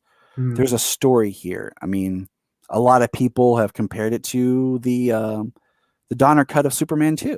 Mm-hmm. Very much so, which took 25 years to happen. People don't realize how long, and not that fans were pushing for that, but like every once in a while that topic would come up and they'd be like, well, there's a longer cut, or Richard Donner filmed a lot of footage when he was doing the first Superman movie. And then, almost casual audience would be like, oh, I didn't even know that. I didn't realize that there was a different thing. No, you're right. I just wanted, even without knowing whether the Snyder Cut was coming, there was enough really cool stuff happening in the movement. And there was enough drama associated with what had happened to Zach and what had happened to the theatrical cut that I wanted it documented, and so that somewhere down the line, if and when the movie came out, that people would be able to point back at this book and sort of say like, oh, this is what had happened back then, and these are the people who really gave of their time and their resources to get this version of it released. But I'm telling you, I still cannot believe, I can't wrap my brain around the fact that with a month before I had to turn the manuscript into the publishers, Zach goes on Vero, and announces that it's coming. And then my publisher's saying like, okay, we can give you an extra month. We can push your deadline back. Go get all the quotes you need to finalize this. And then, because what people don't realize is that the book has to get turned in, a good 8 months before it actually hits shelves, because it goes through an entire editing process. There are copywriters and editors who are fact checking everything that you're putting in the book. They don't just take it and publish it. Thanks, man. Print. Yeah. There's layout issues. There's cover issues. There's all this stuff that has to happen. So I knew that it was coming in 2021, the book, at some point, and they had been telling me first quarter, that's where, and then COVID happens, and literally disrupts every link of the publishing chain, from people having to work remotely that aren't used to working remotely, and the publishers figuring out that aspect of it, to just how you get the book. Like, I have people in the UK who have been patiently waiting for this book to get there. And the way to get books overseas has completely slowed down, and they've been pushing back the release date on that. So you're aiming at a target, and the target's constantly moving, and yet somehow the book still lands, 2 weeks before the movie hits HBO Max. Like, that's impossible to me, and I will never understand how lucky I was to have the timing of that sync up the way that it did.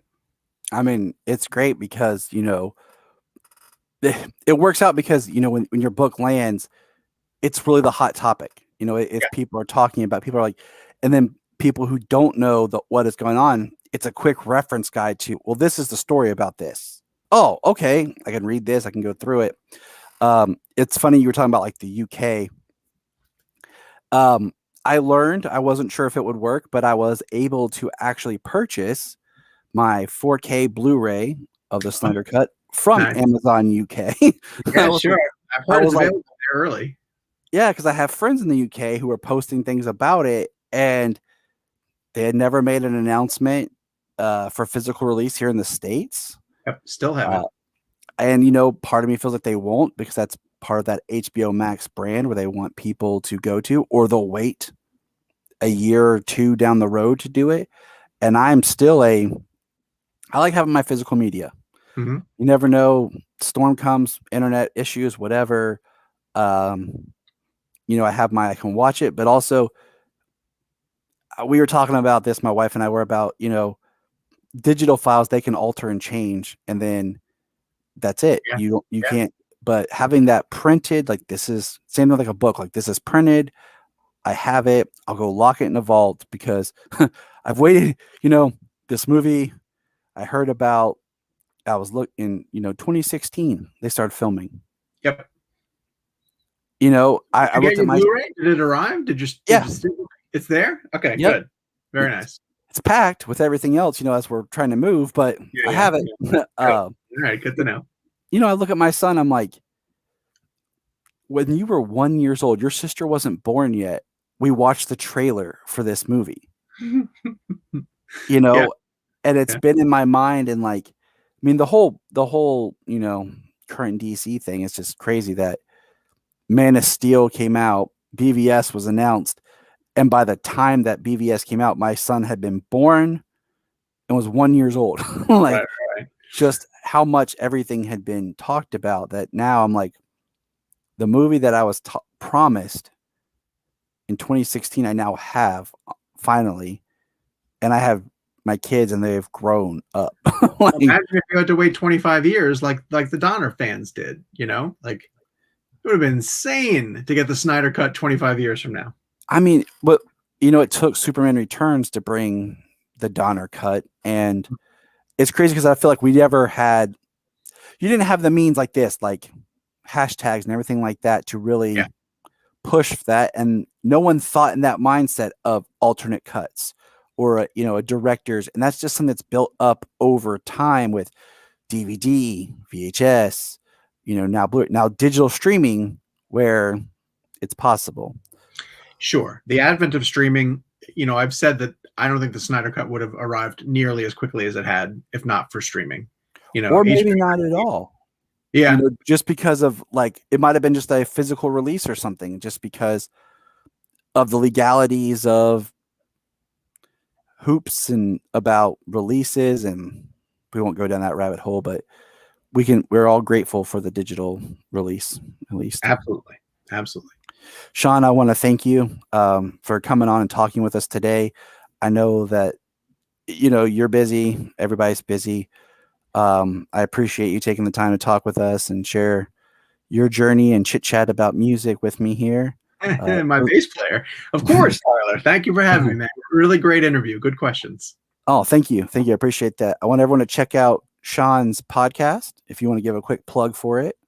Sure. It is called the Real Blend Podcast. It's REEL. It is dedicated to all things entertainment. Obviously, we go over film, and we've been dipping into some television streaming. We're weekly. We come out, well, we don't have a specific date that we come out because we record all over the place. But one of the things that we do is we interview directors. Directors who do sort of these press junkets don't really love the quick sort of 4-minute interviews that the stars have perfected, and so we give them a long form 20 to 30 minute segment to go in depth into their films, and we've had some really great guests over the years. So go back and check out the Real Blend Podcast wherever you get your podcast needs met. We have a YouTube channel that people can go and subscribe to, and you can get a video element to a lot of the interviews that we have. And then Cinema Blend is always doing some type of the superhero comic book and mainstream entertainment coverage, so make sure you follow us on Cinema Blend as well too. And that's how I learned more about you. Just like I said, putting the two together and realizing, same person. Yeah, that's that guy. So I appreciate it. Thank you. We have a quick promo coming up here for what you'll see later for today. Also for the Actors Fund, and if you're not familiar with the Actors Fund, we have a promo for that so that people understand that not everyone in the entertainment industry makes a ton of money. There are actors who don't make a lot of money or don't have the resources that normal jobs provide, that the Actors Fund helps people in all positions, from your best boys, your grips, and everything, with times like we just went through with COVID. So if you would like to check that out and see what that's about, we appreciate that. We're trying to raise some money and awareness just to help those people out in this time. And once again, Sean, thank you. Always a pleasure. Thank you. And I think, Kelly, you got it pulling up now here for our ad. And this convention is also a fundraiser for the Actors Fund. The Actors Fund fosters stability and resiliency and provides a safety net for performing arts and entertainment professionals over their lifespan. You can support the Actors Fund by following the link below and donating. Every donation also enters you into our sweepstakes and gives you a chance to win these fantastic prizes.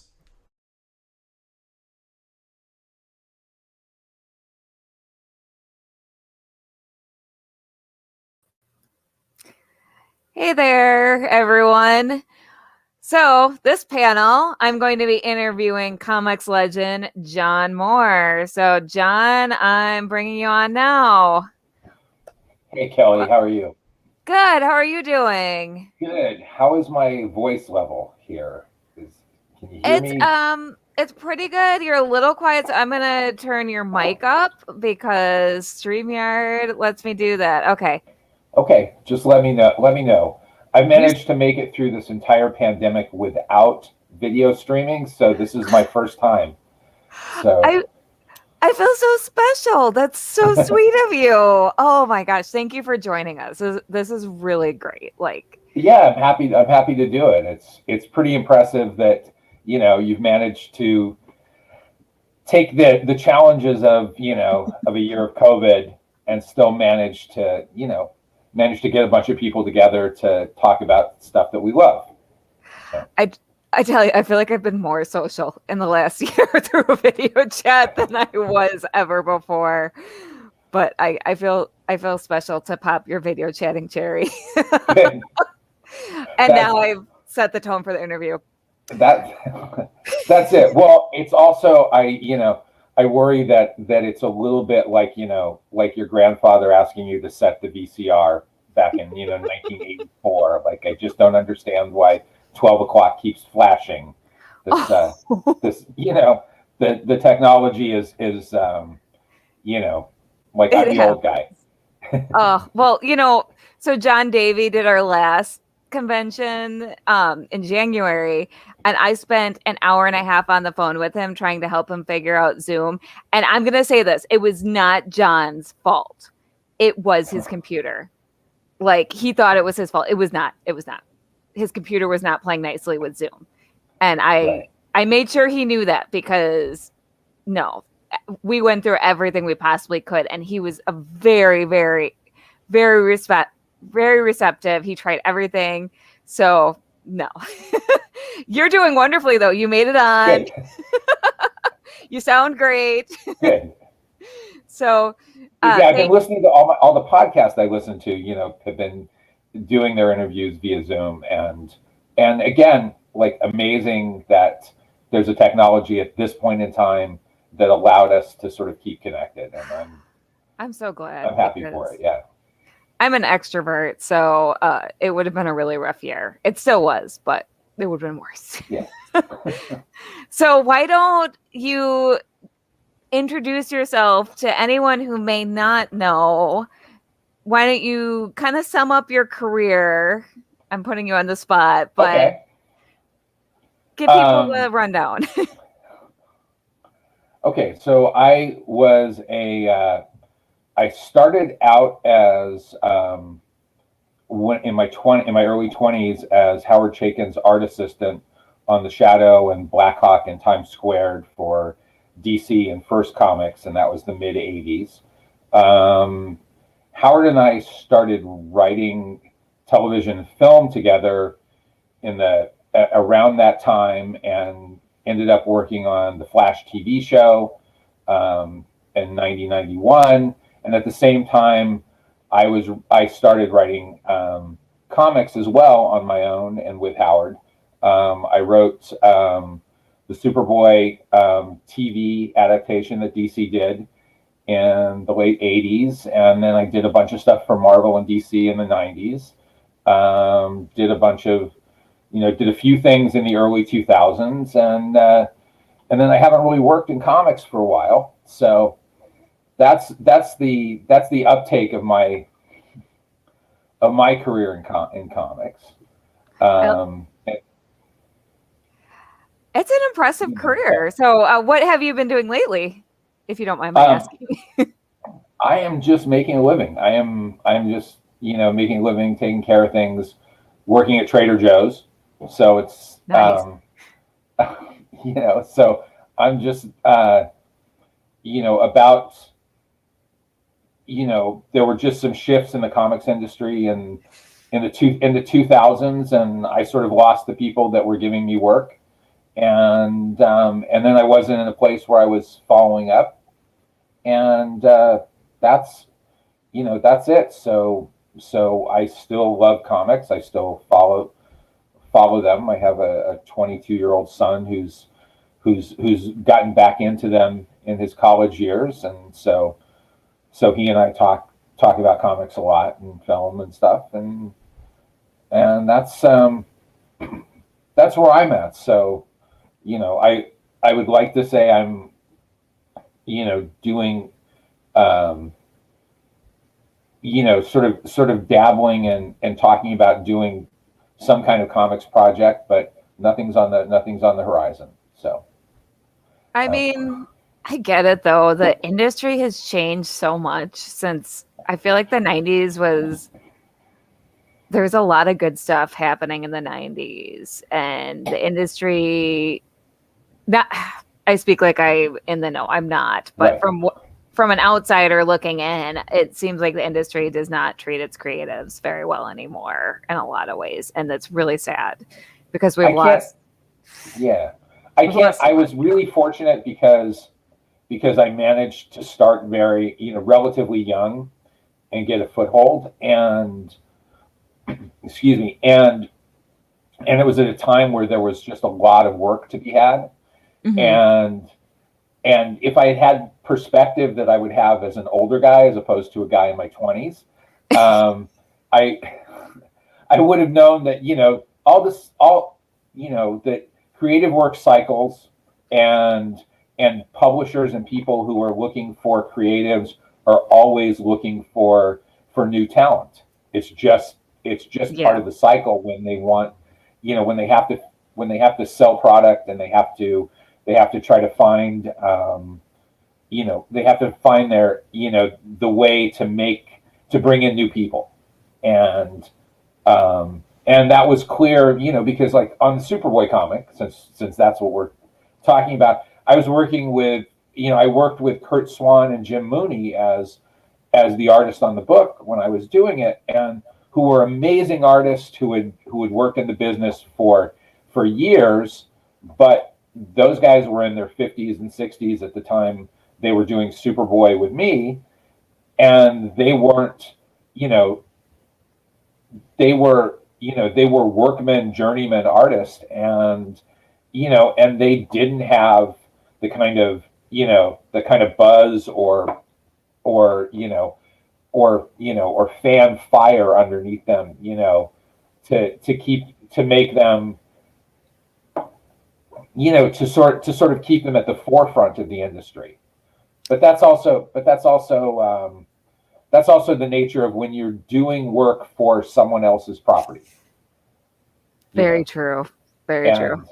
And I hope that I don't sound like I'm a bitter old guy who says like, yeah, they left me in the dust.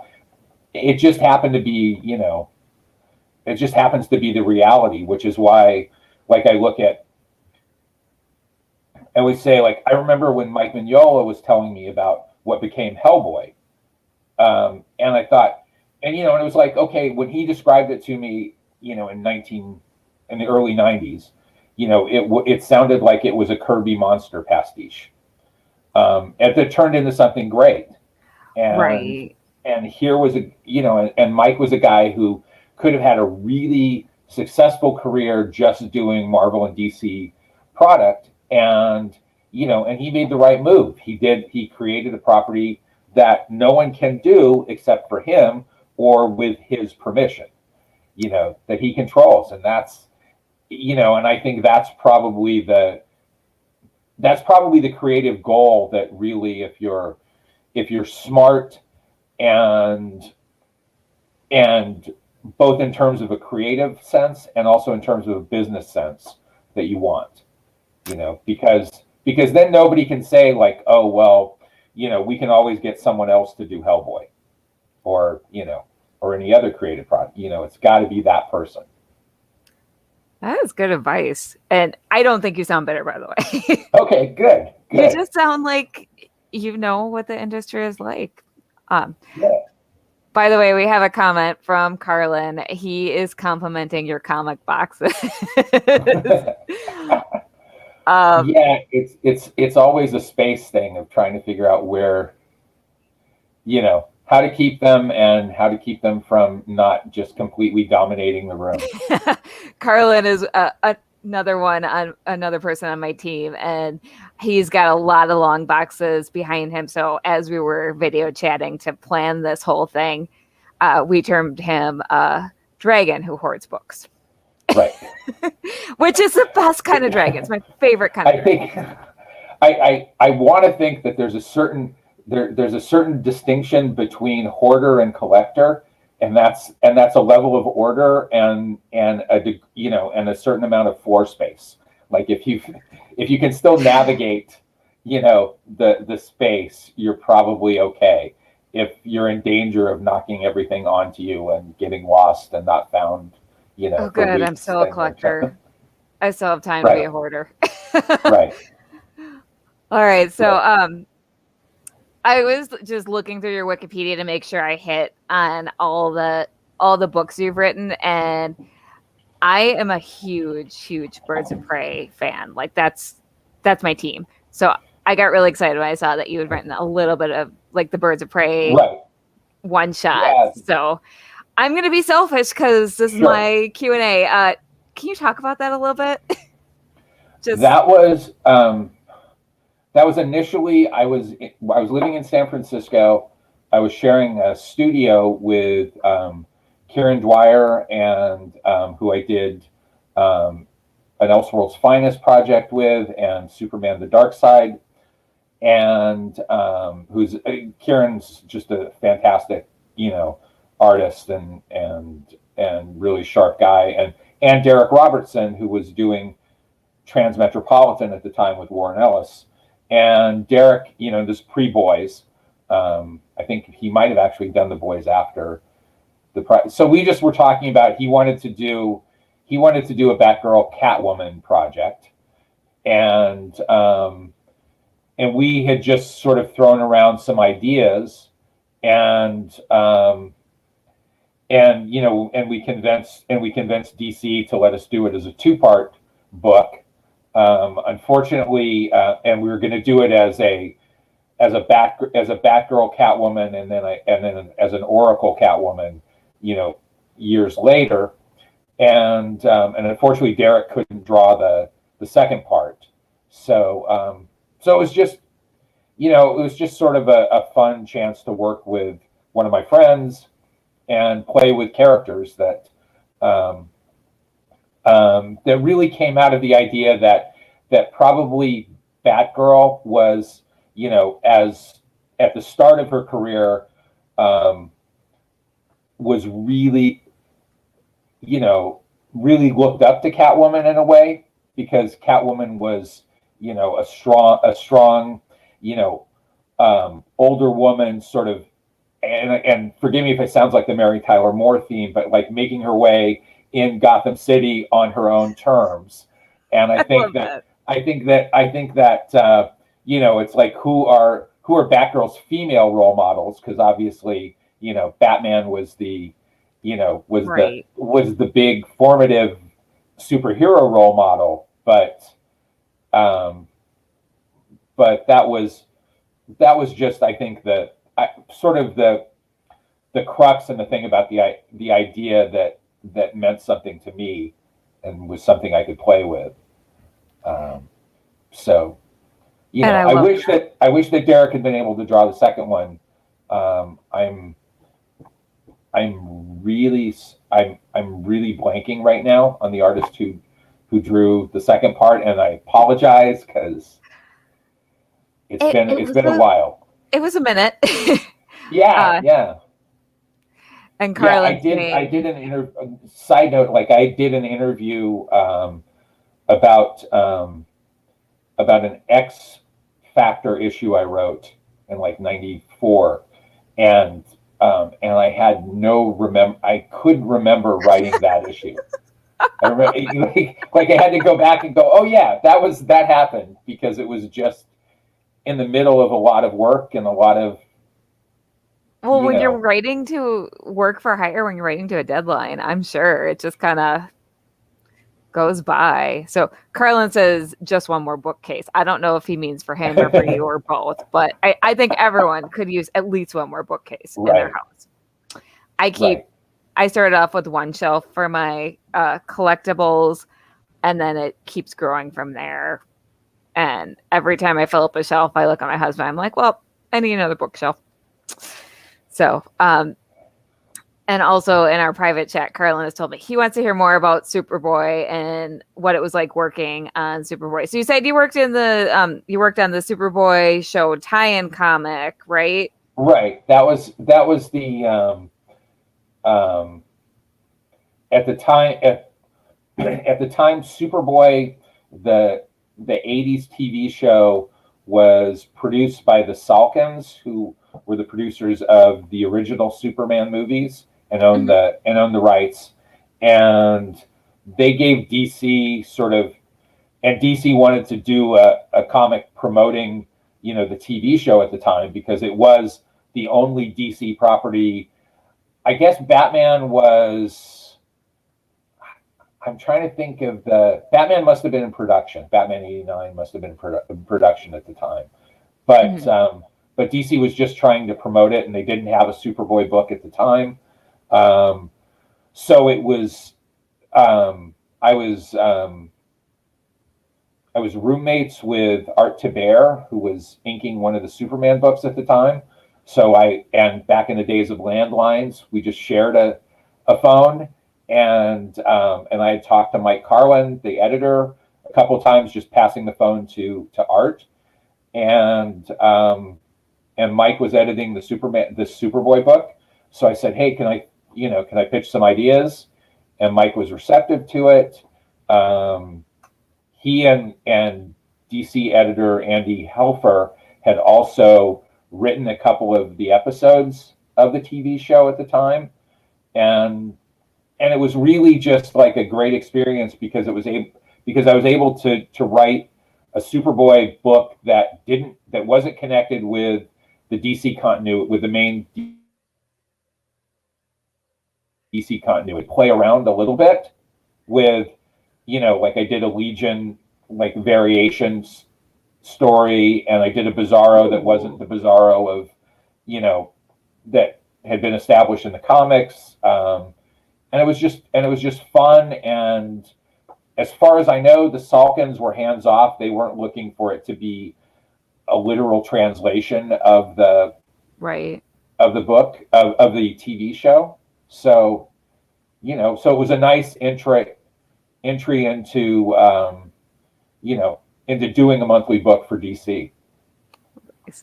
And Carlin is chiming in. He says, Mike Carlin is a great guy. The other Carlin had him as a guest at Mid-South Con. So Carlin, who I keep referring to, he actually was a planner for Mid-South Con for years. So I'm in good hands, because I'll tell you, when I started doing these virtual cons last year, this is my third one. I'd never planned a con before. A friend of mine was just like, hey, we're sad that the Superman celebration was canceled. And my friend went to me and was like, hey, Kelly, maybe we should do something. I'm like, okay, I'll try to throw something together. And luckily I had really good people chip in to help. And then they keep getting bigger. That's great. I mean, you got 3 days worth of content, people coming, of interviews and events. That's an accomplishment. So. Yeah, well, that's what happens when you have good people behind you, and so then we have Dial H for Hero. Your list of credits, I was like, wow, you've written pretty much so many characters I love. I also geeked out when I saw Phoenix. That you wrote a little Phoenix miniseries. So the Phoenix sisters, in my name, it does refer to Jean Grey Phoenix. So, and then I have John Pica says he loved that Superboy series, and especially when they were doing the Dial H for Hero backup series, backup stories. You have fans out there. I know you haven't written in a while, but you have people who still love your work, myself included. So thanks. The nice thing about writing, nice thing about writing is that it's forever. Yeah, it is. It's not. It's nice, and it's. I still sort of a. It was a big thrill when I got my first comic book published that had a credit, that had my name in the credits. It was, on the same level, it was really nice to get, to have a collection, to have a trade paperback collection, Yeah. of anything. It's nice. Every once in a while I get, Marvel or DC has recollected some of the work I did for them, and so it's nice to see that, it's still brought back. I have no idea who's buying it. I have no idea who's. I always said that one of the things that I loved growing up, because I found comics in the '70s when I was a kid, and DC had these 100-page comics that would have a new Yes. story, would have like 20 pages of new content, and then the rest of the book was reprints. But for me, it was all new. So I got to see, 30s and 40s, Batman stories, or Justice League stories from the '60s, and Marvel had their same line of reprints it was all great, because if you like because, sort of once I had the itch for comics and superhero comics, like, I couldn't get enough. And so I hope that, some of this is, I don't know how it qualifies in a $20 or $30 trade paperback collection now in terms of getting to new readers, but it's Right. nice that it's available.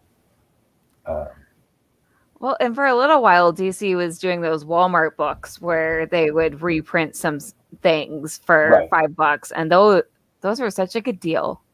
They weren't really reprinting the Silver Age stories though, which that would have been so Right. nice. Well, again, my age. It's now that when I was reading comics in the '70s, like the Marvel comics that I was reading were basically 15 years old.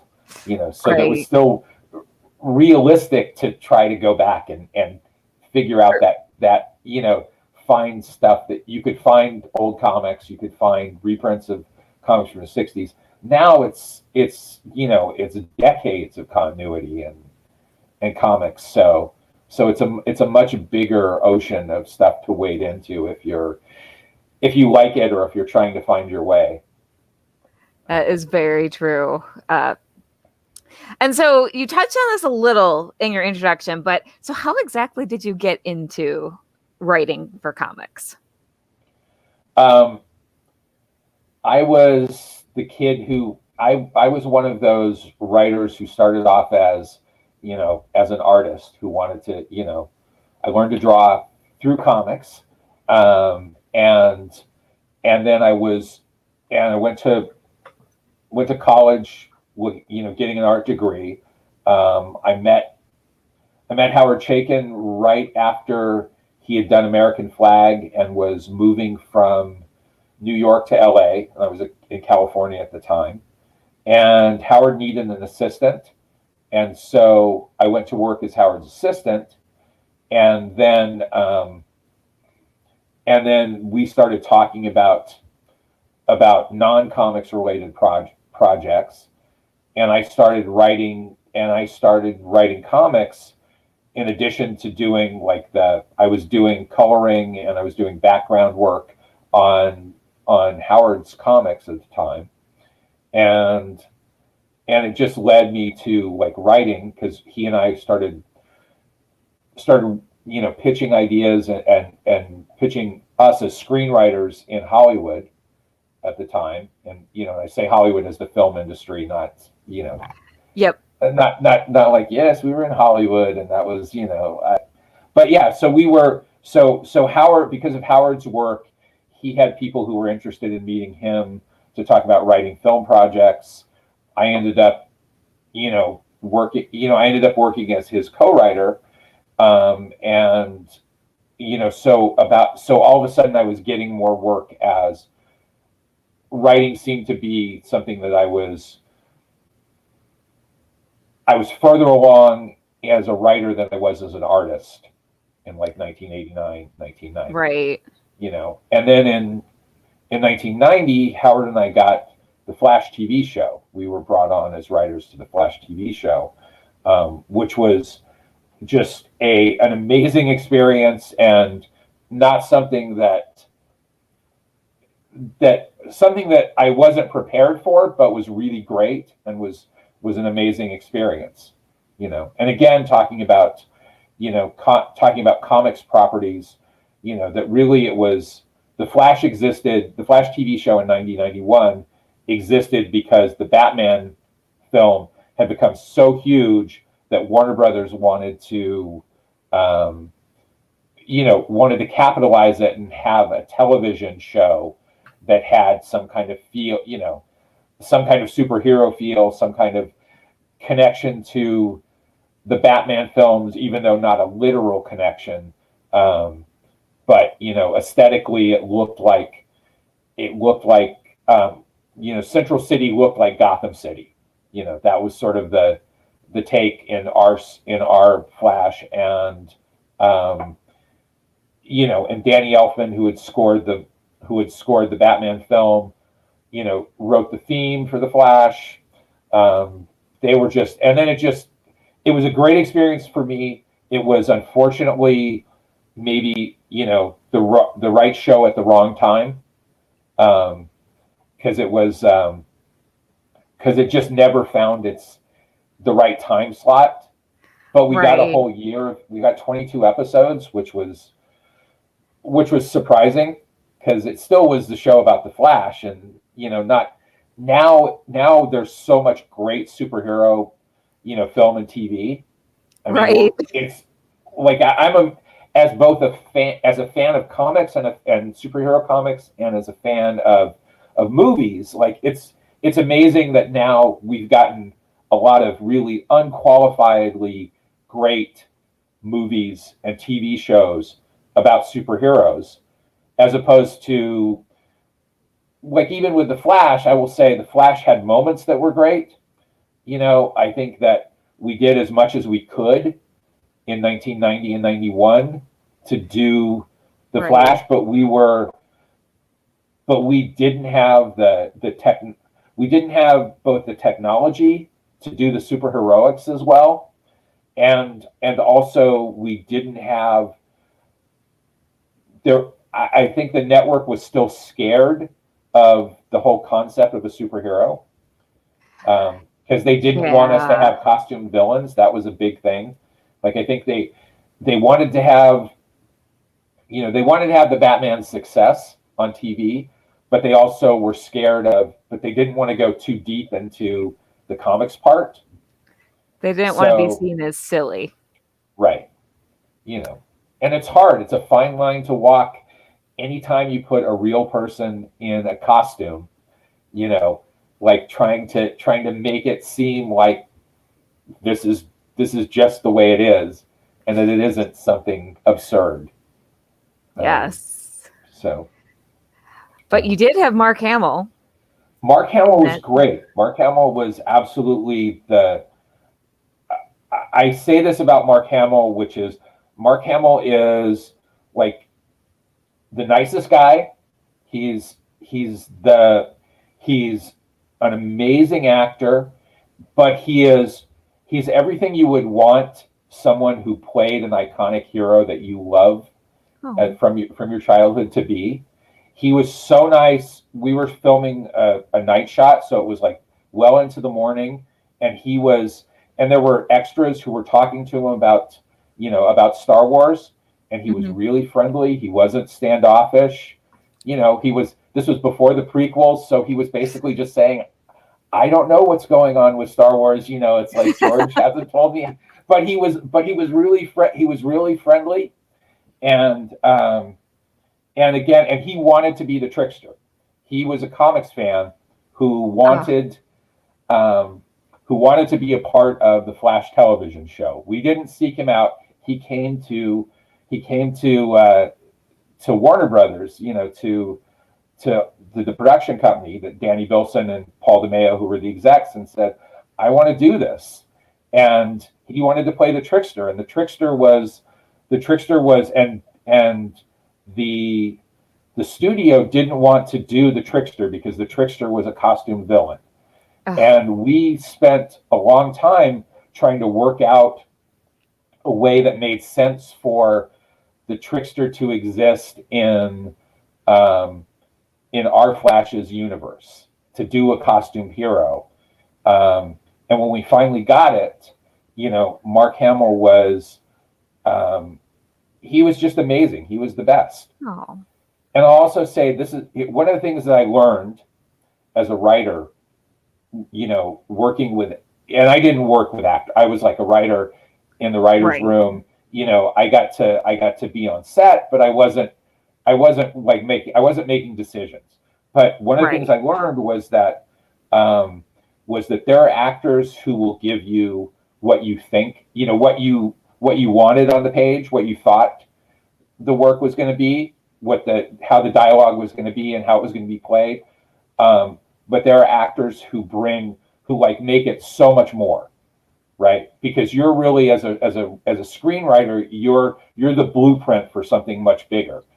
And Mark Hamill was one of those guys who, he wasn't just like what I thought. He was just great, and he had nuance and stuff that was so far beyond what we could have any expectation of, and it was so great. Oh. And I'll tell you one other Mark Hamill story, which please, which for me is that, okay, so one of the standing sets was the police lab, and I was visiting the set. Guy walked up to me, was in a suit, kind of looked like maybe he's a studio exec. I'm not exactly sure who he, somebody who was from administration side. Guy's standing next to me as I'm talking to someone else, and he's standing kind of close. I'm wondering what's going on here. And then I realized it was Mark Hamill, who was in a prosthetic nose, a wig, and this was a scene that I co-wrote with Howard, where he's masquerade. Our trickster was a guy who masqueraded in different identities. So so this was a scene this was part of his character that I wrote, which was that he disguises himself as an FBI agent at one point. And it was so good. It was so good that I was fooled for like that, for definitely a couple moments. And, which I think pleased him, but it was just like, it was just an amazing moment on a show that had like so many good moments for me personally, not just from being able to work, not just from the work, but from being able to work with everybody who was on the show. Right. So yeah. So Mark Hamill, if I had been like in a position to cast television shows, like dramatic shows in that time, I would have cast Mark Hamill in anything. I would have tried to get Mark because he's a really good actor. You think of him as, he's got two iconic roles really, which are Luke and the Joker. But his range is so much more. And so I feel really lucky to say I got to write for Mark Hamill. That's like peak. I'm sorry. I'm like having trouble forming words. Just imagining that. That's like the peak of your career. I'm sorry. I can't speak for you, but like. No, it's a great moment. It's hard to. That's like it. Like I'm done. I write a little bit myself, and like if I got to do that, I'd be like, okay, I'm done. I can't do anymore. It was good. But you did continue. Also, again, time wise, that they may have released the two Flash episodes the two Trickster episodes on videotape at some point, but they did release them in Japan as a laser disc. So I've got a copy of the Japanese laser disc somewhere in my house. Well, and like you said about that show not quite finding its audience, because I feel like it was ahead of its time, and also it was hampered by the network not ready to go full comic book and just hampered by the technology, but it is beloved to this day. Just, it's got a cult following, you know? Yeah. I also think that we had an amazing casting director who was April Webster, who's a casting director who's worked with J.J. Abrams a lot. And she brought in amazing people who all went on to, who went on to great things like Gloria Rubin went on to ER and Mr. Robot. Bryan Cranston was a villain in an episode. There were just a lot of really talented people working on the show on all levels. And so I'm glad, and I'm really happy, and I was really happy to see the CW version of the Flash has brought in people like John Shipp, to be Barry's father, and then to be Jay Garrick, and and to bring in some of the other people who worked on the '90s show. I just love their little nods to the '90s show and their almost continuity. Like, I was going to ask you how you felt about that, so I'm glad you've been able to see those little waves. And I think that, again, like, it's so gratifying to see comics related superhero comics translated into TV, and film, and done well. And and I think the CW shows, have for the most part been really fantastic, and they've managed to do things, that we couldn't do on our show because we were just too early. Because I think that they can lean more continuity heavy. Yes. The fact that the CW show did Gorilla Grodd as an actual talking gorilla is amazing. It's amazing. That was the moment where I was like, "Yep, the show's just going full bore." It's great. Right. But your show, your show, because you helped make it, paved the way. It really did. Just don't underestimate that, because I really do feel like your show, also Adam West Batman, those laid the groundwork and kind of just opened up, paved the way, laid the foundations. Smallville also, they kind of Smallville limited their Superman. Well, Smallville was a great idea, but Smallville also had to deal with, as I understand it, the way that Smallville got sold was, it's Superman without the costume, without the cape, to basically say, we're going to do the superpowers, but we're not going to put him in the costume. So, so somehow we can just do it as a teenage soap. And I thought they were great. Again, like what they could do, in their time period, was a little bit, more than we could do, because we did everything, like, it's not that it all rests on. I think that the way that you succeed with superheroes in film and TV is if you concentrate on the characters, if you make the characters real, forget about the special effects, which are important, but if you can make the story with the characters important and make your audience care about the characters, then you're 90% there. And then, you forgive clunky practical effects, or like, or entry level CGI, because it's all like,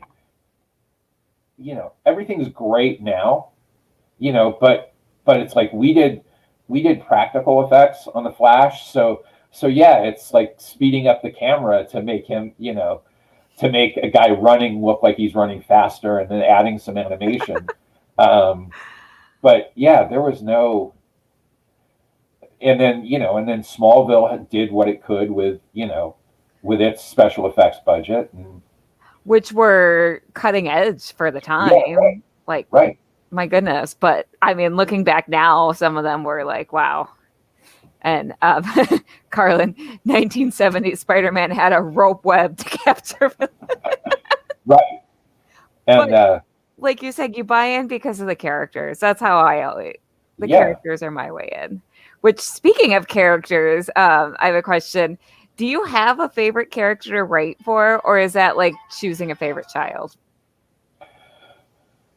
Ooh, I, you know, I really like, um, I really liked writing the when I was writing X-Force at Marvel. I really liked those characters because they were. I was in my late 20s and they were in their early 20s, and I felt like I had a little bit of connection there, and I think mostly I try to write characters who are, I think I try to write characters who are smart, um, you know, but not necessarily, but don't have control of everything that's going on around them. So it's hard to write. It's harder to write a character like Batman, but easier to write a character like Robin, or a character like Batgirl. Um, you know, I like self-aware characters. You know, so again, like in the Batman Catwoman thing, Catwoman's the more interesting character to write because I think her motivation is more understandable. Yeah. Like you don't have to make the jump to being, a city's protector. You go, she's dealing with things on a her motives are self-interest. But I had, I loved writing the fourth world characters when I got to play with them in the Superman Darkseid Elseworlds. Kirby characters are really hard to write because he had such a specific voice in his, in the books that he wrote and drew. But it's like being invited over into somebody's great backyard. That's it. That's it. That's like, I like that. So I was just happy to be writing. I think that I used to sort of push aside my fanish enthusiasm for the characters and sort of adopt a I'm just here for the job kind of writing approach. Right. But I really love writing comics and being able to write, the characters that I read and enjoyed, and to work with, some really fantastic people. I've worked with some great artists and worked with artists that I looked up to. Like on the Superboy show, on the Superboy comic, I got to work with Jim Mooney and Kurt Swan, who were guys who did, Kurt Swan defined my Superman, the Superman that I grew up with initially. And in the 70s, even though he was on the books since the 60s, maybe since the 50s, and Jim Mooney was a guy who had done all sorts of great work for Marvel, had done work for DC. It's, as a writer, you get to do so much work, and you hope that it is, and up to a point, and you get a script and a story, and then it's given to an artist, and it's really, you hope that you give the artist something that they like, that they, that they, not just that gives them something that makes their effort worthwhile. And because they do they're doing the heavy lifting. They're doing the directing, the staging, the costuming, to do the movie metaphor. and Right. I've been fortunate to work with some really great people, and you know, and still, like, you know, and to have comics that I had a part in is great. You know, is a great accomplishment. You know, apart from the business aspect, you know, which is Right.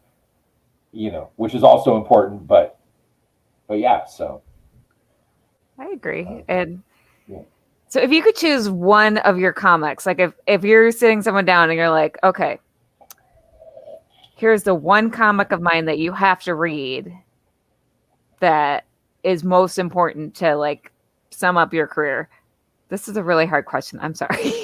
But Wow. one comic that you could put in someone's hands and say, read this. What would you choose?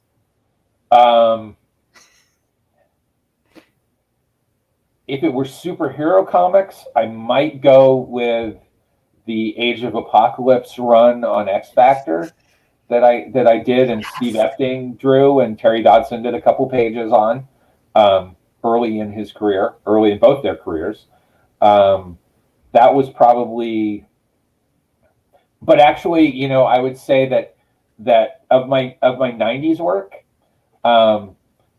anything I did with Kieran Dwyer, I did an Elseworlds Superman Batman story that took place in the '30s that was much more Raiders of the Lost Ark. Jules, Jules Verne a little bit, which was much more pulp Superman and Batman. That was a lot of fun. That. But I also did an issue of X Force, which was issue 75, which took place at what was the Burning Man Festival, but I called it the Colossal Man Festival because the Colossal Man was a Marvel like monster comic that ran for like 3 issues in the 70s. I think it was It the Living Colossus was the name of the character, was the name of the book. So, but it was basically the X Force characters who were sort of on a road trip through that year of the book that Adam Polina drew, and this was a double-sized issue at Burning Man, and it was really just the characters hanging out, and I like that a lot. Nice. Carlin says he thinks he has the Elseworlds book. Carlin, it just got reprinted in DC. Done a couple reprint trades of Elseworlds collections. So they did a Batman collection, they did a Superman collection, and a Justice League collection, and it might be in the Justice League collection. I don't remember. Okay, I need to read this. Like, that sounds really cool. That is one of your stories that I have not read, and that sounds really cool. Like, right up my alley. So that's a good answer too. Yeah. As I'm asking this question, I'm like, oh my gosh, I just asked you 2 really difficult questions. Something about myself. If people ask me to choose a favorite anything, it stresses me out because I'm like, how do you choose just one? It's hard because it's like, oh, I like this the best, and the best is hard to do because you want to go like, what's your favorite song? You know, what's your favorite book? All of this is, you know. Like, what am I in the mood for? Yeah. So you were a really good sport about both those questions. Are there any characters that you didn't get to write that you would have liked to? Kind of a downer question now. I didn't get to. I wrote an Avengers annual that was during the Kurt Busiek, George Perez era, and it was Leonard Manco, who was a great. He might be Argentinian. I'm not sure. One of just a really great artist did the annual, and that was great. I would have liked to have written the Avengers more. I would have liked to have tried Thor. Thor's a hard one to manage, I think. But yeah, that would be. just thinking about comics that I loved as, just as a reader, Thor and the Avengers were Marvel. At DC, I got to write Superman and Batman in different ways, and that was satisfying. I loved the Legion of Superheroes as a kid. I don't know that I feel like that's a really hard book to crack. Plus the fan base is really crazed. I don't know if it still is on the Legion, but it certainly was when I was coming up. Mm-hmm. So that's fair. Yeah. I think again, there are books that I loved, like I loved Frank Miller's Daredevil. I wouldn't have a real solid take on what to do with that character. Another tough one. And even when I wrote in the X-Men universe, I felt like I liked writing the secondary characters, the satellite characters, right, more than the main X-Men, because I think it's even though there's a lot of different Wolverine stories or Cyclops or Phoenix stories, they're a hard group to figure out what to do that's interesting. Actually, my son has gotten into the current run of X-Men that Jonathan Hickman's been writing, and has been forcing me to read that. And it's actually really good. It's probably the best X-Men that I've read in a very long time in terms of a new take on some of the on characters that really well. Jonathan Hickman's pretty. Yeah, he's written some good stuff. I've checked out a little bit of that run, but I'm behind on my comics reading. Well, the problem with the X-Men, but and this is just in general, which is once they shifted to event planning in the Marvel universe, and especially in the X universe, where you didn't just have like one story over one book or maybe even two books for a couple months. You had 20 different books that were connected to an event. It's really hard to follow that, and if and like I said, if my son wasn't in that point where he's enthusiastic about that, I wouldn't have made the dive into those books that I did. But that's awesome that you and your son have that to bond over. Like, that's really cool. Sounds like you're a good dad. I hope so. And I'm real, and it is nice because it's basically, it wasn't going to be sports for me. it wasn't going to be, so. Yeah, I hope my kids don't grow up to be into sports. My husband's pushing them towards it, but I'm pushing them towards comics. Well, we'll see. Well, you have a certain window of time where you can kind of push them towards things, and then they start pushing back no matter what the thing you're saying, hey, you should try this, and they're just going to say no because you're their parent, and that's their default response. So so you get that. You can leave them around, don't say anything, don't, be nonchalant, and then, they'll find their way. That's actually really how I do it. And our house is filled with superhero stuff more so than sports stuff. So I think I'm going to win that one. They'll know it even if they just go, oh, it's mom's stuff, Right. Yeah. Like when I do my cosplay stuff, they just kind of look at me like, there goes mom dressed up funny again. Right. Other kids are like, oh my gosh, it's Wonder Woman. My kids are like, bye, mom. Right. Yeah. Go away. And that's really going to be the way that it works until they're an adult, and then they'll go, yeah, I think maybe mom, if you're lucky, they come around and they go, yeah, mom was all right. Or they'll be like, oh my gosh, mom, you're so embarrassing. Right. We'll, Yeah, we'll get but there. later on when they're teenagers, that's part of the fun you get to have as a parent is you get to embarrass them because you don't care because Exactly. it's not I'm looking forward to it. good. I assume your son's an adult now.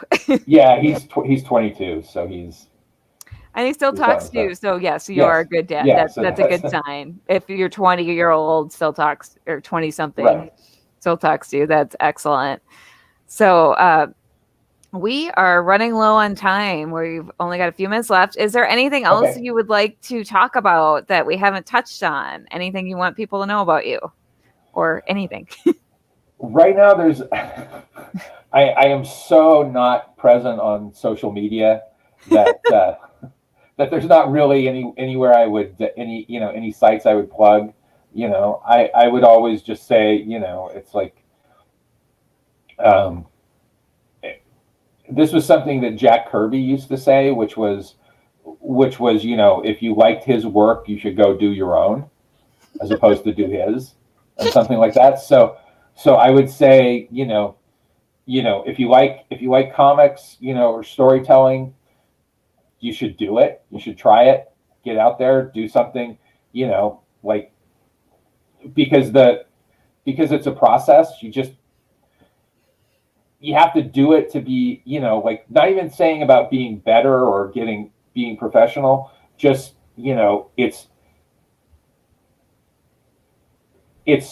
like storytelling is so important, and in terms of just part of being. I'm getting off here, but like I just think that our need for stories is a real part of our human nature, and Yes. it needs to be supported. It needs to be cultivated, and it also um, because we get to see things that are done at such a high level of technical sophistication.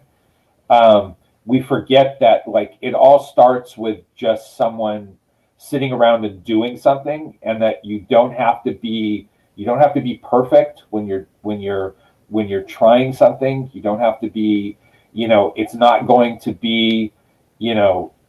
to be professional quality, but it doesn't matter that it's not professional quality, you know and at some point it may be, but the point is to draw or write or make music or tell a story or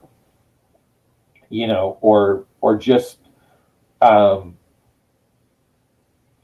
just do something that's your own, because that's where you'll find your voice, and that should be supported. That's I know I'm going off on something, trying to make it a little bit bigger and loftier, but No, it's good. I'm a big fan of like the idea that that sometimes the value of something is just the doing of it, not necessarily what the product is. And a lot of times with kids, they don't get told they don't get to, they stop doing things like drawing or painting or writing because they think it's not good. And and sometimes you have to reinforce that it doesn't have to be good, and that none of the people that are professional started out brilliant. They just did it and did it and did it, and refined their craft and found their voice, and found styles, found things to talk about, and that's always the important thing. So if you like comics, if you like, you should just do comics. You just try it. I love that. You did that. That's a soundbite that I'm gonna have to play over and over. Okay. So thank you for that. That's Sure. beautiful. Good. Thank you for being here. This has Yeah. Well, been, thank you for having me. you have been a delightful guest. I hope you had fun with your first video call. I did. I did. I know our audience enjoyed having you. Obviously, we got some participation going. And I hope you have a good rest of your weekend. And again, thank you for stopping Good. by. Yeah. And Thanks for having me, and and again, like this is a great way to sort of create some community, create an event when you don't have an actual place to go to. Exactly. You are definitely welcome to tune in for the rest of the panels if you wanted to. Okay. I don't know if Dan sent you the information to tune in online, but feel free. He did, yeah. Good. Yeah, so. Good. I'll have to follow up with Dan to get your contact information so I can Okay, thank you yeah, please. afterwards, because this has been wonderful. So I'm going to drop you out so I can give our spiel about and bring on the next panelist. But thank you so much again. Okay. Well, thank you for having me. See you Thank later, you. everybody. Have a great day. All right. All right. And I just wanted to say a big thanks to all the podcasts that have made this possible. Above is all the podcasts that belong to the people who are working behind the scenes. Below is all the podcasts that help get the word out. And I'm going to do a little screen sharing because we are really close to our goal right now. And this is really exciting. But I've had a few people ask me how to donate just because they've had trouble navigating the site. So I'm going to screen share just to walk you all through the donation process in case anyone out there has been struggling with it. And so let's do this real quick before I play our video. So first of all, let me reload so you can see our total. $9.25. Our goal was 1,000. So this is our long link, but we do have a tiny URL that's in the video. So you just scroll all the way down to, I scrolled past it, to Kristen B is a team member. Then you click donate. And then you choose your donation amount. And you don't have to do the 25 or the 50. You can select an amount. And then you go from there. So I hope that clears it up with anyone who may have had trouble figuring out the website. We didn't realize that it might have been confusing when we picked the website. Kristen did a great job setting this all up. And just, everything is trial by fire and learn as you go. And, you figure things out as you go. And I think Kristen is doing she's done an amazing job on all of this. Like, she deserves a round of applause. And this is incredible. And so I am just going to play our little video, and then I'm going to bring our panelists on. This convention is also a fundraiser for the Actors Fund. The Actors Fund fosters stability and resiliency and provides a safety net for performing arts and entertainment professionals over their lifespan. You can support the Actors Fund by following the link below and donating. Every donation also enters you into our sweepstakes and gives you a chance to win these fantastic prizes.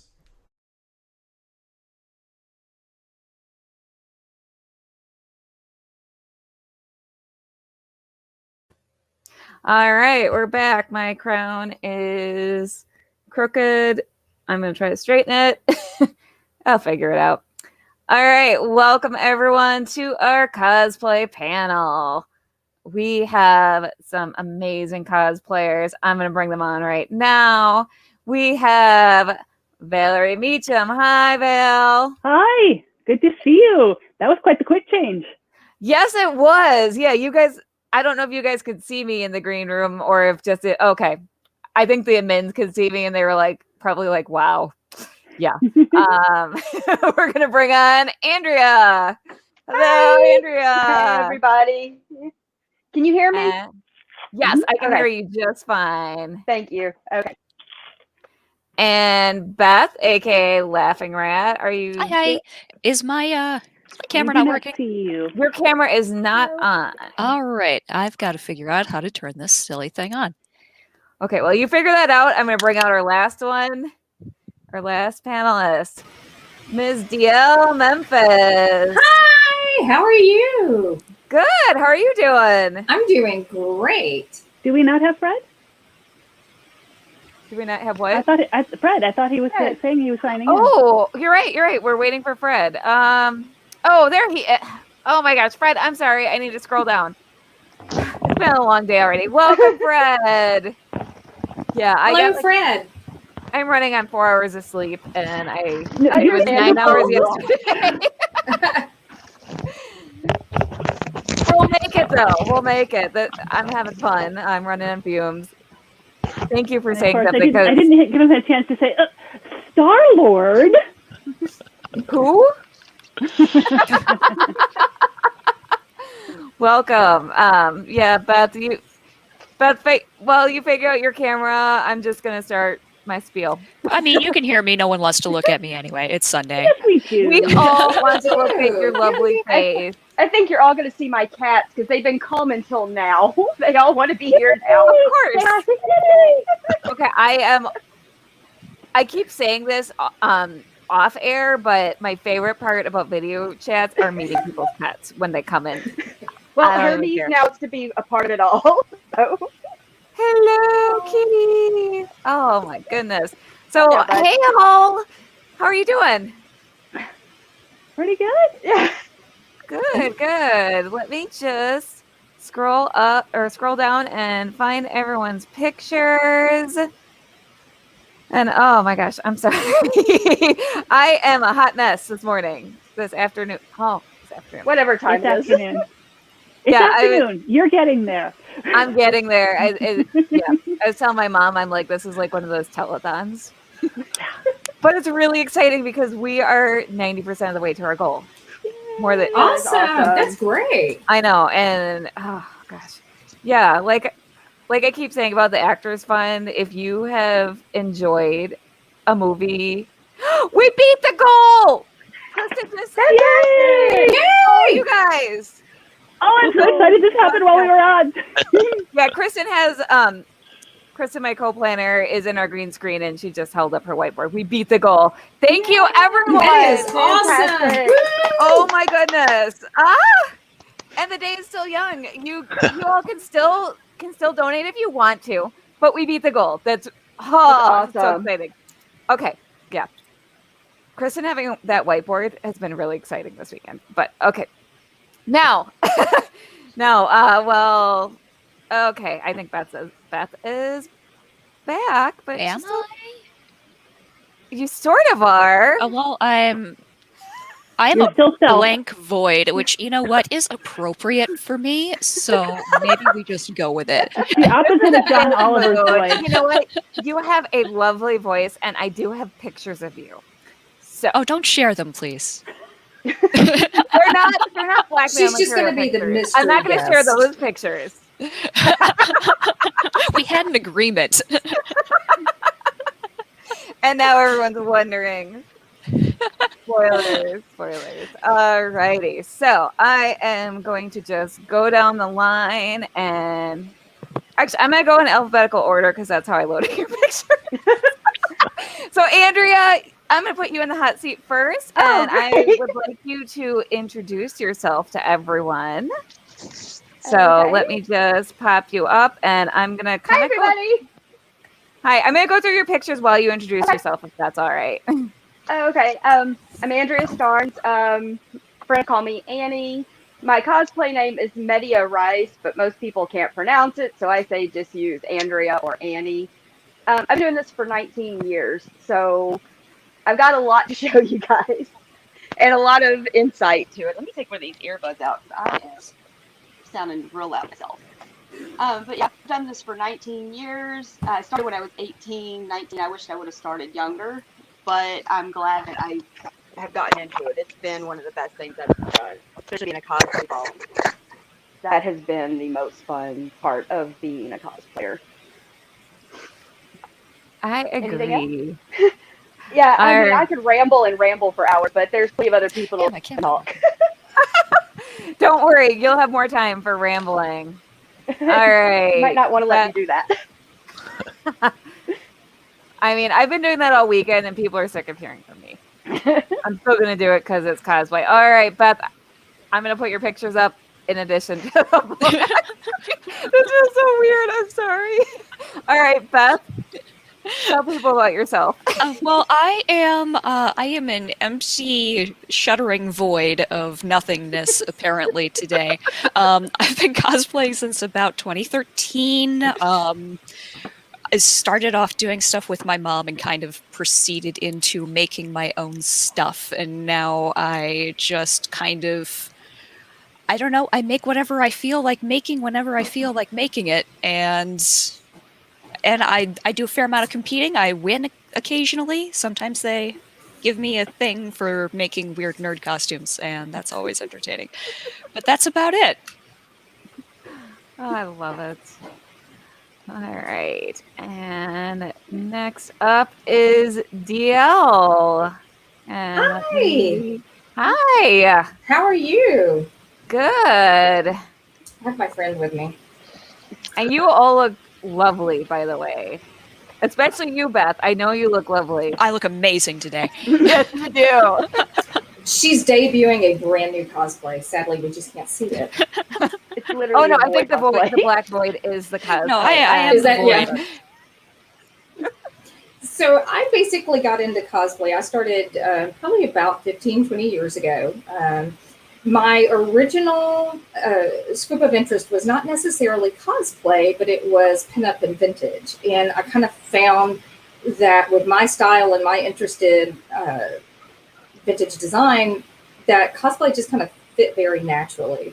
So I've been kind of making the rounds not only in the cosplay circuits, but I've also in like the vintage and pinup societies as well. So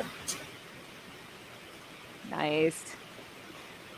And next up, we have Fred. All right, let's get you up here, Fred. Hi, I'm Frederick Keir. My cosplay is Space Pope costuming, and I kind of started late. I'm 50 years old, and I started in this about 9 years ago. I've always been really into science fiction. Everything. I mean, I'm not particular. Star Trek, Star Wars, comics. As long as it's science fiction, I love it. I think the thing that I really love about cosplaying in particular is a lot of the organizations that I work with are involved with charity, Heroes Alliance, 501st, Rebel Legion, and I just, especially when you go to children's hospitals and things like that, and just being able to, put a smile on a kid's face that's going through hell, doing something you love, but also doing what you love gives back is just, I think, the greatest feeling. All right, and next up is, and finally, last but not least, is Vale. Hello, I'm Valerie Meacham. I am an actor and writer and singer in addition to being a big geeky person. Like Fred, I do a lot of the volunteer stuff with Rebel Legion, 501st, Customers of the Cause, a couple other groups or just general things that pop up. I love the kids. It's just the best feeling when not only they get to meet their heroes, but you get to kind of make them feel like they can be heroes. And I guess my happy place, as I was just telling someone recently, kind of crystallized the thought. My happy place is historically inspired fantasy. So I've kind of been exploring more of that during the time that we don't have events and can't hug kids. Oh, I miss hugs. I miss hugs so much. I miss hugs. I miss charity events. Yeah. But we'll get there. We'll get there. And in the meantime, we find other things to do. Oh, she's a circle. and then she's gone. It's a teleportation disc. Oh, yay! I see a face. There you are. All right, so this is not ideal. I'm going to be on my phone doing this, but my face. We can see you. We can hear you. It's all good. It's a beautiful face. It's okay. I like Let's not. Yeah. You're like, let's not oversell it. Alrighty, so now I'm gonna go top to bottom and let's just talk about how you got into cosplay. But first, I'm gonna start with how I met you and what my first impressions were of you, because I'm gonna embarrass everyone. So Vale, how I met you was we were doing a Rockford Rivets charity event, And I remember you were, we went in and my wig was a little messed up and you were just so sweet. This was like sister solidarity.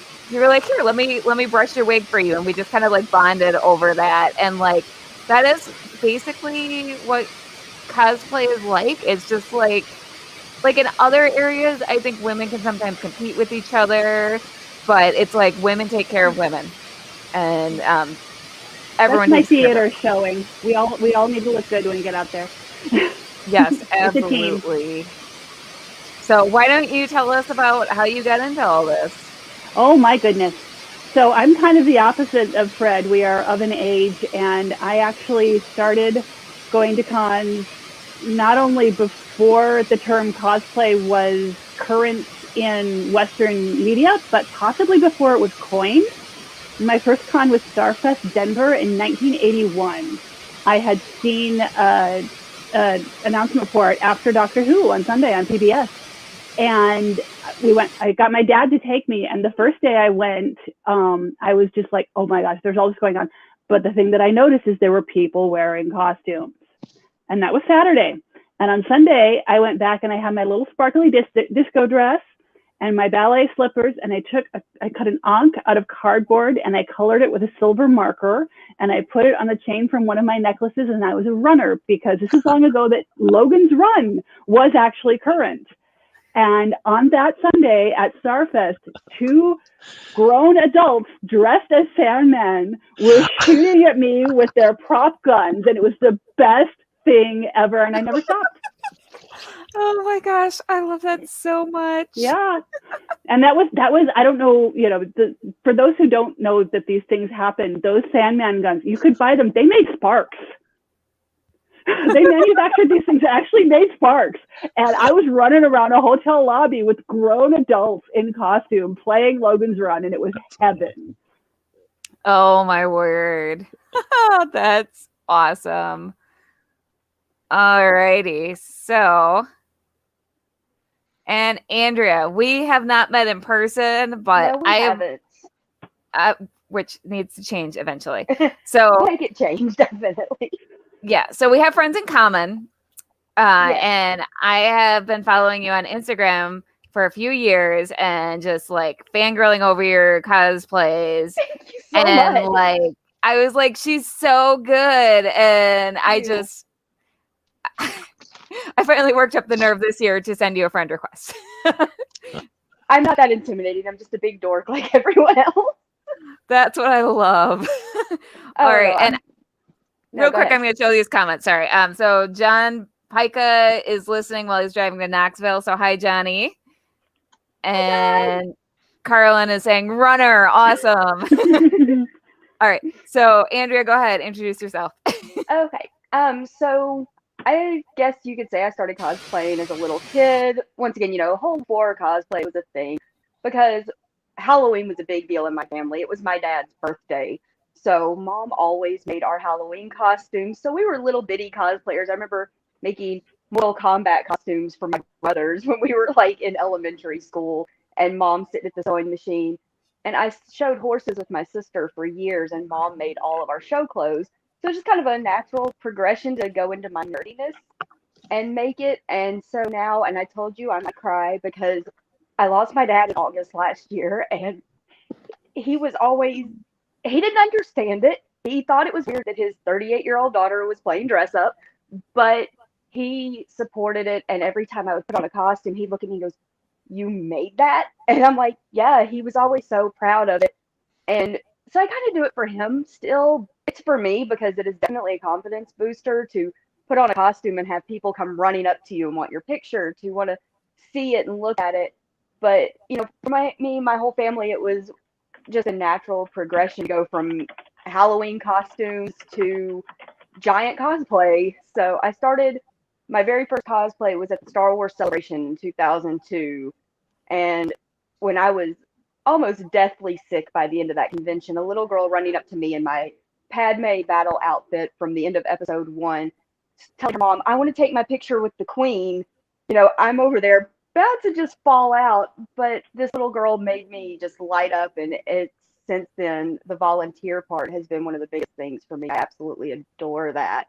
And so glad that I have cosplay members here that I can be a part of to do that with. Oh, I love that. It's Also, a special part of being a cosplayer for sure. also, I'm giving you like an air hug right now because Yeah, I told you there's a chance. I'm an emotional person anyway, and you know, like I said, it's been less than a year since I lost my dad, who I was very close to. So hard. it means a lot to me. Last year was a rough year, so I'm trying to make this year a better year. So yeah, it means a lot to keep doing it kind of in his memory. That's wonderful that you can honor his memory in that way, and I appreciate you sharing it with us. Of course, it's a big part of what I do. That's important. All right, and Beth, your turn to be embarrassed. Okay. Well, so I guess I'm the baby in the group. I kind of got started in about 2013. My first convention was 2012, Anime Milwaukee. I just kind of went one day and was kind of just meandering through the halls and seeing nerds in costumes, and I kind of felt like I could do that. So the next year I went as Chihiro from Spirited Away, made that costume with my mom. She started teaching me how to sew. And after that, I just kind of kept sewing on my own. And I think the first outfit that I made entirely by myself was probably the first outfit you saw me in, which was Squirrel Girl, which was also my first major competition build. Ended up winning my category at DaishoCon that year with that. And since then, I have always just kind of approached it as a learning opportunity. I've recently been getting more into like historical costuming and the history of clothing. I actually do a panel on the history of cosplay. So like I'm listening to my elder nerds right now and I'm taking notes about their past cosplay convention experiences. Yeah, that's about it. That's where I came from. And I got to say how I met you. So I met you through Heroes Alliance, and I just remember you came in your Squirrel Girl outfit. I was like, holy mackerel, that is the... First of all, I've never seen a Squirrel Girl cosplayer out in the wild. I was like, oh my gosh, Squirrel Girl. And you just were Squirrel Girl. Like, and I'm still going to be sending you information so you can be in that Drunk Comics episode. But obviously this took precedence because this was time sensitive. Yeah.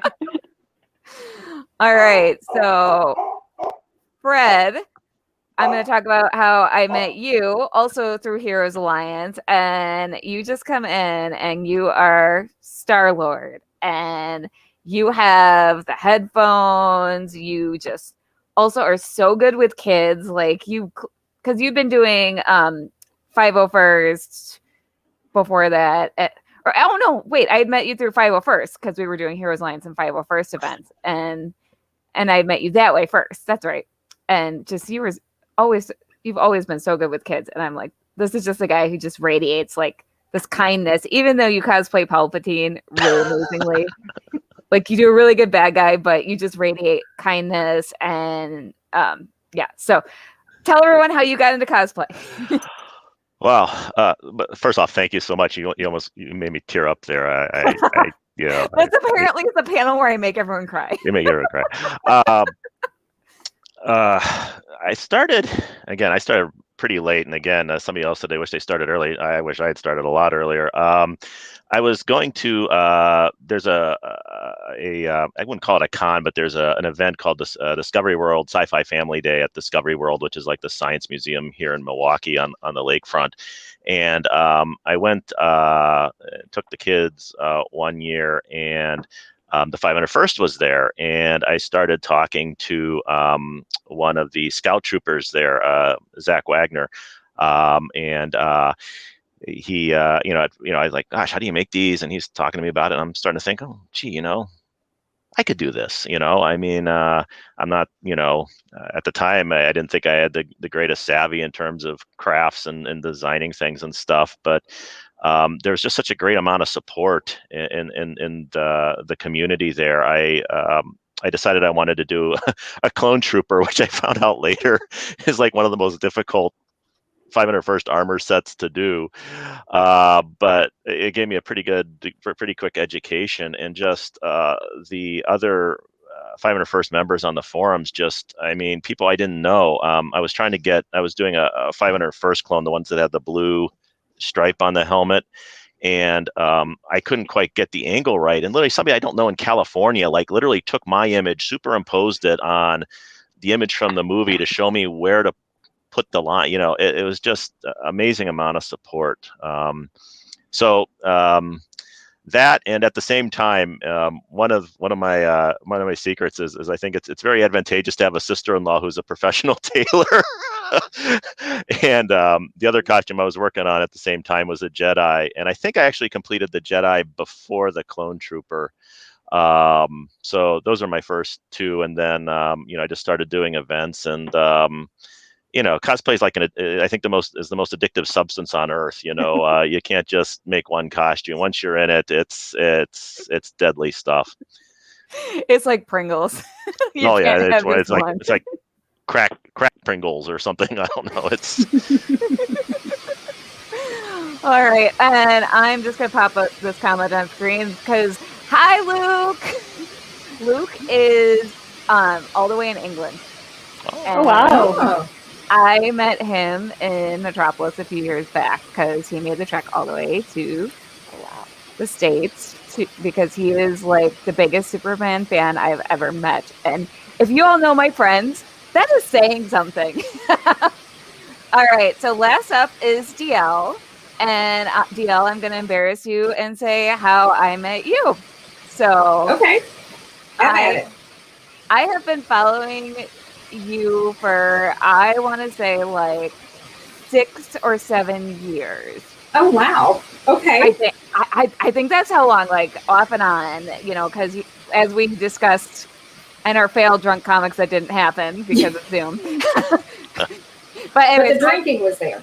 The drinking was there. We had socializing. It was fun. But because social media sometimes unsubscribes people. But so I've been following you. I found you early in my cosplay days, and I was like, wow, this chick is so talented. I just fangirled. And then when I signed on with Back of the Cereal Box, and John was like, oh, I'm going to have DL Memphis as a guest. And Willow, Skylar, and I were both like, we just both started fangirling. We're like, you know her? And then you and I were first met when we were on one of John's shows together, and we just clicked. Yes. And so always tell people that you fangirl over them, and you never know when you might make a new friend, because you are lovely. Oh gosh, thank you. To be honest with you, I've been fangirling over you for quite a while too. I think that we have discussed that as well. So yes. Also, always admit that because you never know when they're fangirling back. Exactly. All right, so why don't you talk about how you got into cosplay? Actually, I got into cosplay more as something to do with my family. I have 2 kids, which are pretty much grown now, but I initially started creating designs and going to cons so I could spend time with both my daughters, and specifically my oldest daughter, who was a teenager at the time. And we would create these cosplay designs. Most of them had the vintage flair to them, but they were cosplay designs where she and I were basically a matching set. And then as she got married and moved on, my youngest child and I have done that a little bit, but I do another friend that I have kind of taken up cosplaying with. But for me, initially, it was 100% to be able to do something with my family and to get them involved in a culture that I loved. And I mean, I grew up reading comics, and I went to cons before they were popular. And hipster. Hipster, there you go. But it was kind of one of those things that I just really wanted my kids to have a love of pop culture, comic culture, and understand what I saw and I loved in it. That is perfect. All right, so now we can all talk together. So we've all kind of mentioned, I think all of us do charity work. DL, do you do charity work? I do quite a bit of charity work. I thought so. So let's kind of talk about the connection between cosplay and charity work and what that means to you all. Like, what sort of charities are you involved with?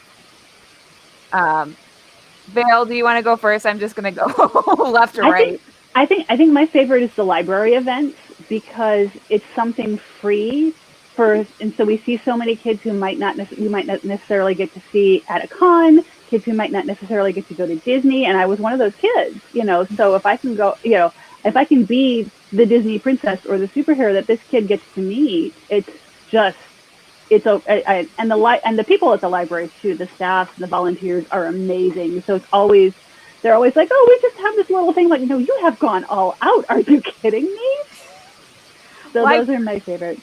Librarians are the best, and libraries are the best. Like, just little slices of heaven. And one of the kind of silver linings of the last year, because we had like Operation Birthday Rescue and some other initiatives that are going on, so many cosplayers discovered volunteering who hadn't necessarily been doing it before because there were no cons to go to. What do we do? And they told each other about it, and they got hooked on doing the birthday videos for the kids. And they're like, now we can't wait to go out and meet them for real.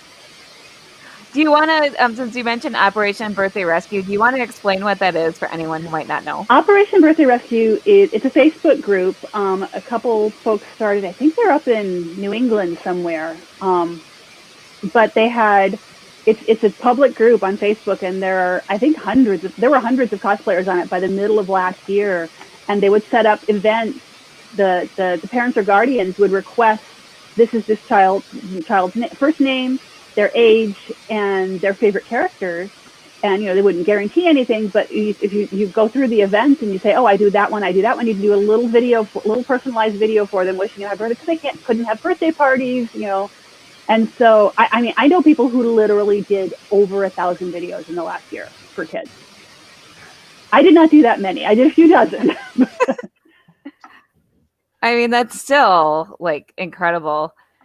And it was so fun to watch people, and you get the messages back from the parents about how happy. Or it's a couple of times they would even show little reaction videos of the kids, which is my heart.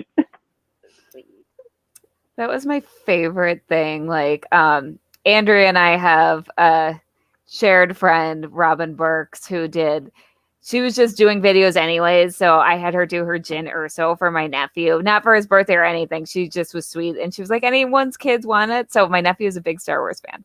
He's 6. And after he saw the video, he looked at his mom, my sister, and was like, is she in a real Rebel base? Because she had her background made up. I was like, oh yeah, Robin's amazing. She's one of the right. I've asked her twice now for the last 2 cons to be on the panel, and she's just been too busy. So maybe third time will be a charm for her. Life happens. She's a busy lady. Does. She is, which is good.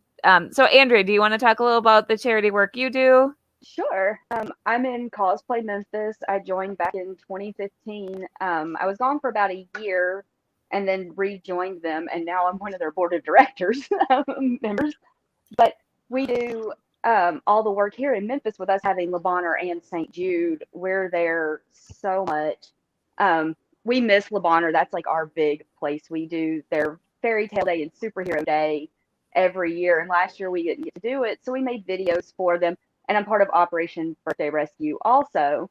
But last year for like Superhero Day, since we couldn't go, I put on my Captain Marvel suit and I read stories. I made videos with cat facts because why not? Captain Marvel. I have an orange tabby, so I had my little Flurkin at the beginning. He didn't want to stick around for the video, but and the whole thing, like everyone else has said, the kids running up to you, that spark in their eye, they're just so excited to meet a character. They don't care if your body type is exact. They don't care if your skin color is right. They see that superhero, that princess, and that wonder is still there.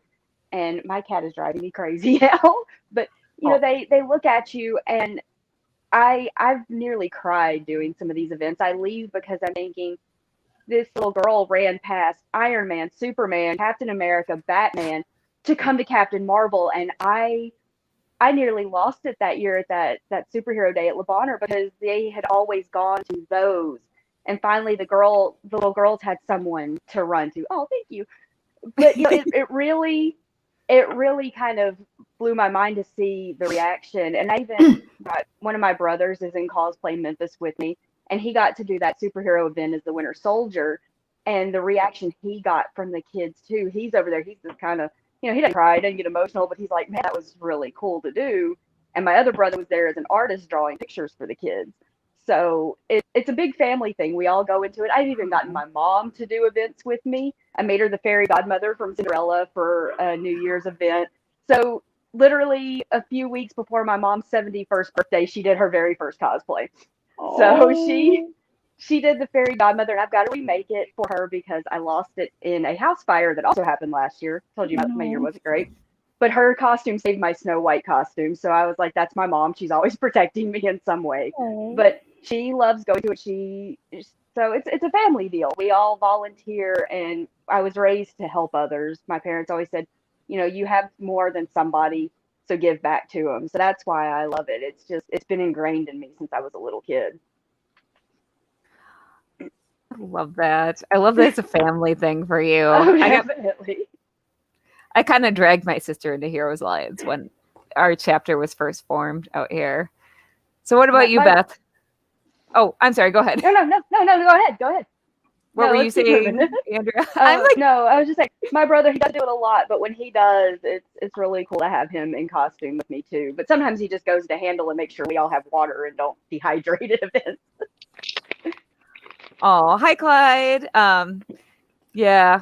Clyde says Operation Birthday Rescue is a cosplay outlet for us, and they did videos for our granddaughter Ella, and he's just thanking everyone who participated in OBR. Yeah, his granddaughter, I'm not going to share details on air because that's not my place, but his granddaughter Ella definitely needed some videos. So, well, and it kept us sane. So, yeah. Yeah, that's the thing about charity work. That cosplay charity work is I always leave feeling like it did more for me than I did for the people there. Sure. So your turn, Beth. I'm not sure how much I can add at this point. The group I'm with is obviously Heroes Alliance with you, so you kind of know the deal of how that works. And for me, the fun of it is because I'm our friendly neighborhood squirrel girl in the group. And it's always kind of neat being kind of an obscure character because everybody knows Batman, everybody knows Superman. People are standing there like, what's with the girl with the tail? And then you get one kid, usually a little girl, who just loves Squirrel Girl.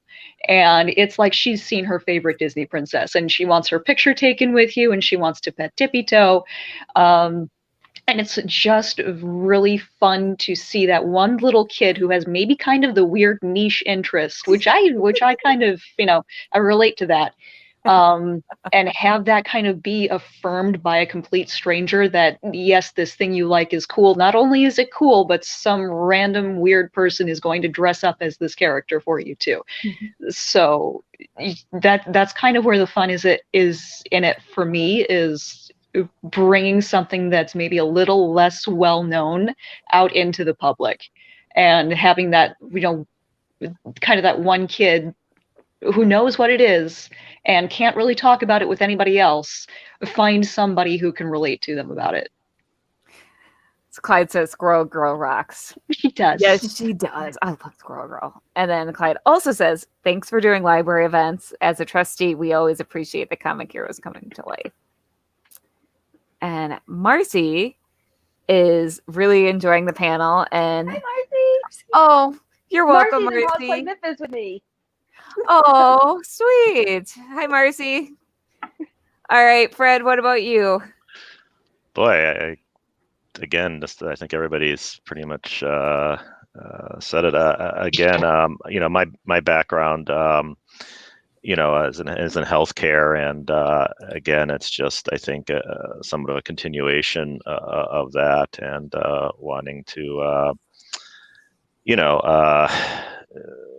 again, especially the kids that have just been through things that, I mean, the strength of some of those kids is just absolutely amazing. And it's interesting, you mentioned Palpatine earlier, but he's actually the favorite of a local Make-A-Wish girl. She's about 8 years old, and she had liver cancer at a very, very young age when she was a baby, and had a transplant, and apparently in the hospital. And again, this is amazing. These kids sometimes they literally live in hospitals for years, and I think this was a year or two of and her mom was a big Star Wars fan, so.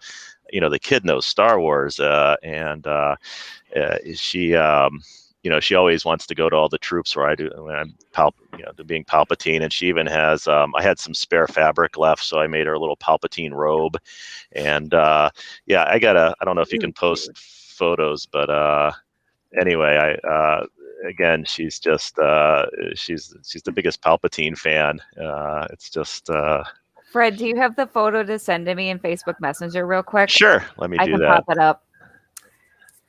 I'll work my little magic. Yeah, it was funny at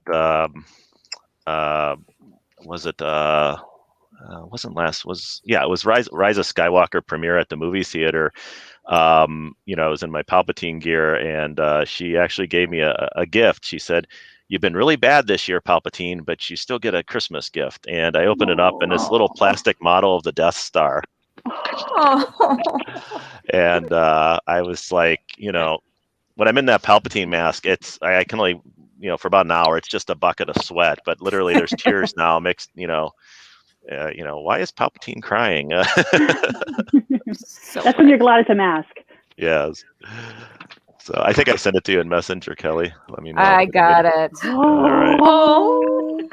Yeah, that was. I think that was at Discovery World. But yeah, she's amazing little kid. I mean, just. Hey, Willow. Hi, Willow. Willow was on with us most of the day yesterday, and we are sad that she has to work instead of playing with us.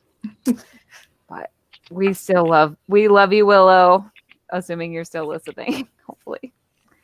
So, yeah, Fred, I like the Rebel Legion tagline, "Bad guys doing good." That's the 501st tagline. Actually, the Rebel Legion is a good guys doing good. Yeah, Rebel Legion. You're the good guy. I'm tripping over my words. Like I said, 4 hours of sleep. I'm about to say, you have every excuse in the world. I don't know how you're hanging in there. Weekend. Yeah. It's adrenaline. I'm having a good time and getting to talk to. Well, it's like going to a con. Same thing. You run on adrenaline, and this feels like a con. it really does. We even have after parties. So check the event page, y'all, for Zoom links. The after party. I've not made it to the after party, so that's a problem. I've been like, okay, guys, I've been on screen for 9 hours. I am tired. I can't. But it's been fun. It's been fun. So I do have more questions. I really do. I'm a mess. So what are the tools of the trade? What do each of you always have in your craft room? What do you Seam always... rippers. Yes. Get like seam rippers seam and rippers tears. because you're only ever going to know where 2 of them are. Yeah. 12 seam rippers and a bucket of tears. Yeah. And can't find the seam rippers. Mm-hmm. Caffeine. Just the tears. Yes. Oh, Brandon. Hi, Brandon. Yay. We got another one. I know. Another one bites the dust. Yeah, once you start doing charity work, it's better than cons. You get time. The thing that you need is time. One way or another. Time to practice and get better. Time to, and I past the point where I've sworn off Con Crunch, and now I've realized I'm just not capable of it anymore. So if I want to have something done by a certain time, I got to give myself plenty of time. Okay, so where do you buy time? Is there somewhere I can? Yeah, well, there are a couple ways of buying it. One is decide what you're going to do way ahead of time. The other is to say, this isn't going to be ready for this, so I'll do it for this instead. You are smart. Yeah, I have learned your ways. I have learned. I've learned the hard way. You're right. The con crunch is actually, it helps me get stuff done, but it doesn't help me get it done well. And also that whole work smarter, not harder thing, that takes some practice. But once you get there, you're like, oh, this is what it means. I've had sleep. What is that? Well, also, and everybody's going to have a different method of time management that works best for them. For me, it's I list out a schedule, and I don't necessarily stick to that schedule, but every day I try to get one small thing done. And it doesn't even have to be anything big. It can just be, I take the fabric out of the Joann's bag and I put it on the ironing board. And that counts as a thing some days. Nice. But it is a thing that I've done, and I've made some kind of progress. And as long as I can feel like I'm moving forward, it makes it easier to continue working.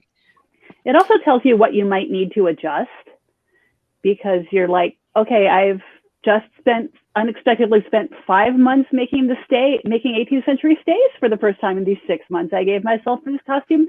What corners get cut, or when do I reschedule this for? Right. Very true. All right. What about you, Deal? What's in your craft room that you have to have on hand? Friends. I am a stickler for knowing when I am way in over my head and have to pull in someone who is an expert at something, whether it is prop making or if I get stuck on a project and I'm like, I can't figure out what I'm doing wrong. Why are my pieces like this? And it's like, go to my mom's house and play, fix this. So for me, I do allow myself a lot of time just because I have a very hectic work schedule normally. But I do understand when I'm in over my head and sometimes need assistance. I like to have my hands on everything, but sometimes I need help. And that's admitting that is a big thing for me. So yes. Oh, I like this comment from Luke. Hold on. Oh, whoops. Clyde, baby Groot cosplay prep steps. That makes sense. It's all progress. I like it. And then make your bed each morning, and then at least you have something ready for when you finish your day. Little victories. Oh, love that. All right, so and if that's too much, pull up the covers. Yeah. Okay, so Willow asks, what's your favorite budget cosplay you all have done? There's a loaded question. There's a budget? Wait. What's a budget? I know. It's like I set the budget and then I far exceed that, even if it's a budget. I actually do a lot of them. I'm trying to decide what my favorite would be. I did one where, I don't know if you're familiar with Gravity Falls, Bill Cipher. Yes. I just took a bunch of boxes and bought a bunch of rolls of yellow duct tape and just made a pyramid. I think I think it took me all of, maybe the duct tape cost them. I took about 10 rolls of duct tape. So, but I think again, it was definitely, about $50 because, the cardboard boxes were all just there and, just various pieces of scrap I had around. So the only problem is it doesn't fold. I think I've worn it once during Halloween. And it's still sitting in my basement because there's no way I can get it in the car or wear it to any of the cons because it's huge. It just hangs, off my shoulders here. And it's a big, triangle, but still one of my favorites. One of these days I'll get it to a con. Got to find a friend with a pickup.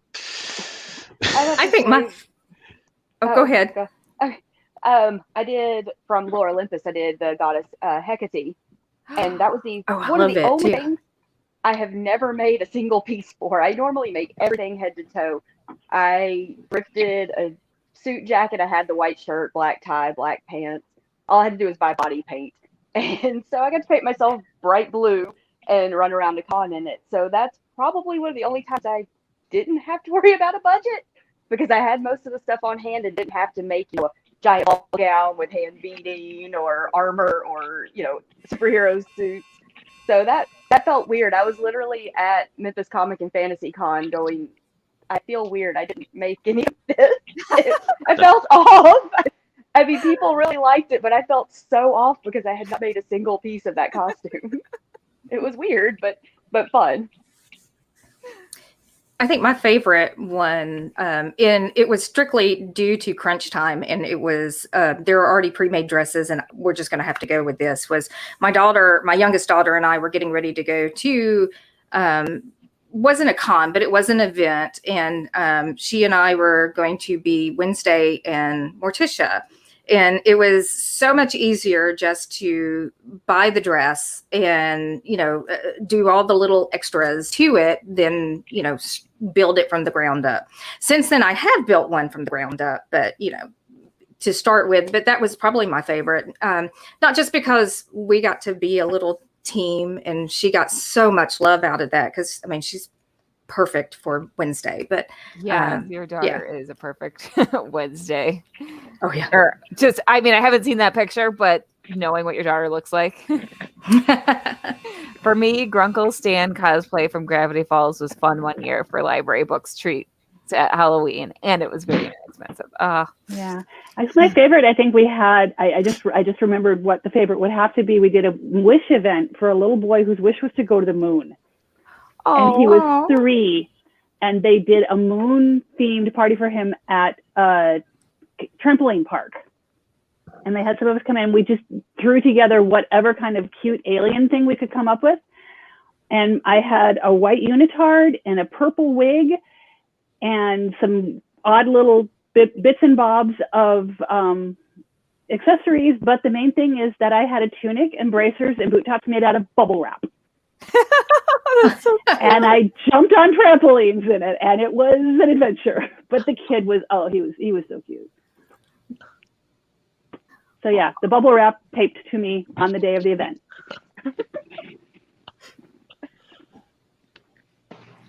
All right. And a lot of you have participated in competitions. So let's talk about that. Vale, I'm going to have you go first, and I'm going to pull up your most recent competition. I know you didn't win, but having seen the work you did on it, you should have. Pretty beautiful. Look at, oh my gosh. I don't have a close-up picture loaded into StreamYard, but the close-up work on this dress is, okay. I need to stop talking, Vale. You need to talk about it. Okay, that's Padme. The Padme that happened, and it's funny because the one that I'm working on now, the alternate universe, Elphaba, was going to be my winter project that year. I was going to enter in the Crown, and then we got the word that Star Wars Celebration was going to be in Chicago. I'm like, okay, I need to do a big Star Wars costume. And it's this funny, weird cyclical thing, because one of the reasons I picked between, it was either going to be that or Picnic Padme. And one of the reasons was that I had found a wig at Goodwill not too long before that I'm like, this would be a Padme wig or a Christine wig or something like that. And they did not end up infusing that wig because it was too curly for that costume. So I had to buy a different wig when all was said and done. But yeah, there's about 450 hours of my life in that. It's about split approximately a third between smocking the velvet, embroidering the chiffon for the nightgown, and the construction. The construction is a lot more complicated than it seems. And I love talking about it because even though, yes, I made it for a competition and I did not get into the celebration competition and I didn't get into the Crown Championship, I did get to be a finalist in the first Ultimate Online cosplay competition last year. And that was wonderful because you get to hear them comment in real time while the show is going and really hear what the judges think and everything. But, and you say something about you should have won. And there was a little bit of discomfort with that whole thing because I had, the day that I wore it at Celebration, people were like, oh, you got robbed. Blah, blah. I'm like, there were 3 Padmes in that Celebration competition. I know of 4 others who entered from the Padme group on Facebook, all of whom would have been worthy to be on that stage. They've got a show to plan. They've got a mix to put together. And, that first round, that's just a thing. And I've been a judge, and that's the thing is, people say something, and then I have to explain, I've been the judge who people didn't know was on the forum when they're saying so-and-so got robbed. I have been the person who won, who they didn't know was on the forum when they're saying so-and-so got robbed. It's a very small community. We all know each other. I am happy to see whoever wins. And it's a hard thing to explain to people who haven't done it. Because it's like, I understand the sentiment. I understand you wanted to support me, but it's so awkward when I'm looking at people and going, oh, that's amazing. You totally deserve that. It's almost Yeah. like the people who say, "Oh, you're the best of this character I've ever seen. Everyone It's else exactly sucks." like that. It Right. feels exactly like that. That's It might be a fair. competition, but it shouldn't be a competition. Is Yeah, I love kind it. of thing. we know how to. If we do it right, we can do healthy competition. It's you know, it Definitely. makes the community stronger. And the other thing is, I had basically a whole competition career before half of my friends were born. I was competing at master level in 1994, and I have, Wow. Oh wow. you know, I have a best in show workmanship from a big con in Toronto. I have a Judge's Choice Award from Costume Con. All this happened before the word cosplay was current in Western media. Definitely. So, you know, I kind of got it out of my system. And every once in a while, I'm like, let's do a big thing and compete just for fun. But I don't have, and that also used to be my only real outlet.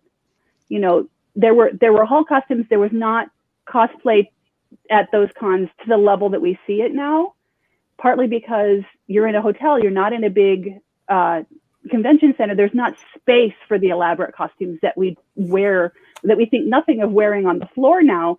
You know, 25 years ago, that's a stage costume, that's not a hall costume. So we did things very, very differently.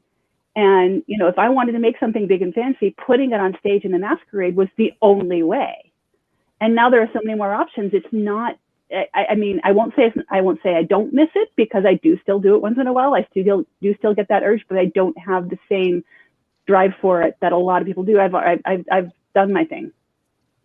That makes sense. So Beth, I know you. Yeah, we're getting close on time, but Beth, real quick, do you want to talk about? I know you have also competed. I'm gonna throw up your most recent. I was really, the ultimate I was cosplay like championship. trying to blow up the image bigger when I was watching that broadcast. It was so beautiful. I know, it's so just and this is your own design, right? It is based on real gowns that were worn in the 1880s.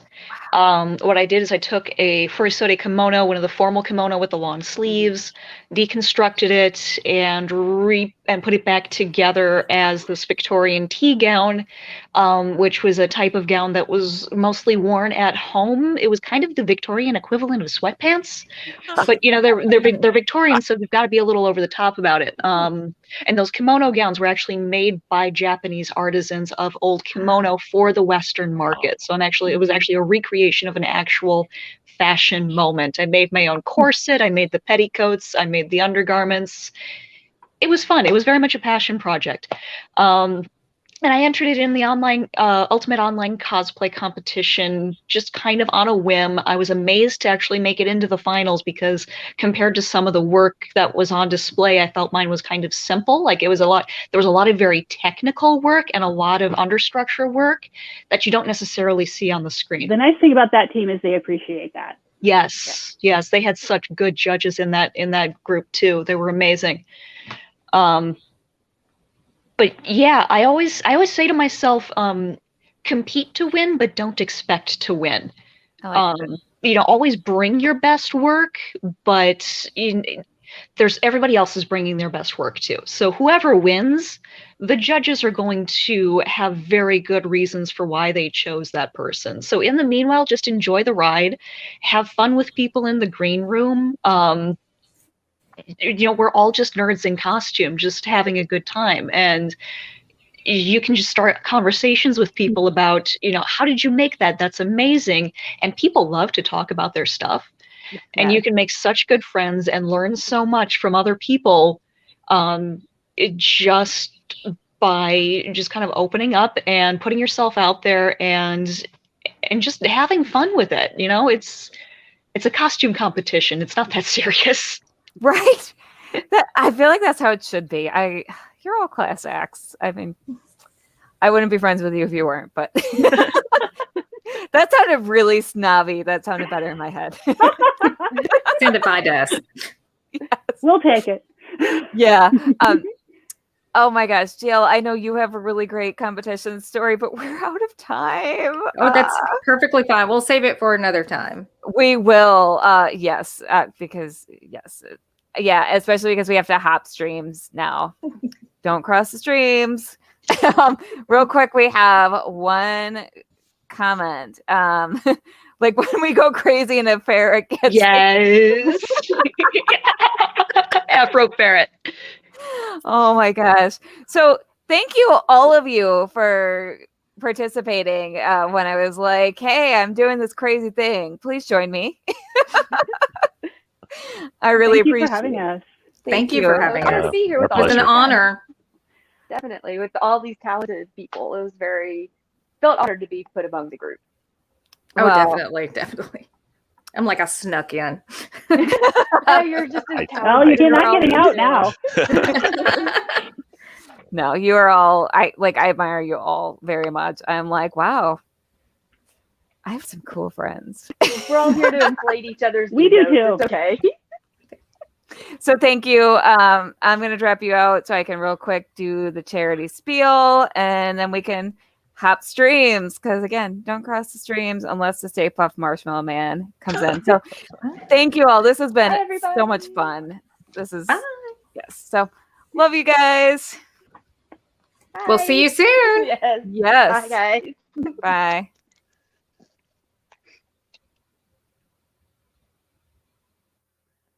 All right. So thank you, everyone. We are midway through the weekend, or sorry, midway through Sunday. We're almost done. Brandon says this has been a great panel. Thank you, Brandon. And Luke says, great panel. Thanks, Luke. And we still have some celebrities yet to come. Actually, I think that's mostly what we have left is pretty much celebrities. We have, let me pull this up. Yeah, it's a big run of stars. So we have Jason J. Lewis coming up next, Diane Sherry, Christine Willis, and then George Newbern to close out our show. And again, thanks to all the podcasts that have made this made this possible. And I just want to play our video real quick. So I actually misspoke earlier. We're not quite to our goal. We're at 925. We are so close. We just need a few people to chip in. So if you have the money, please donate. It's a really great cause.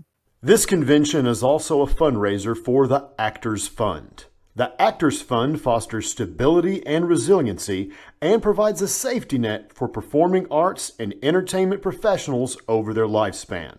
You can support the Actors Fund by following the link below and donating.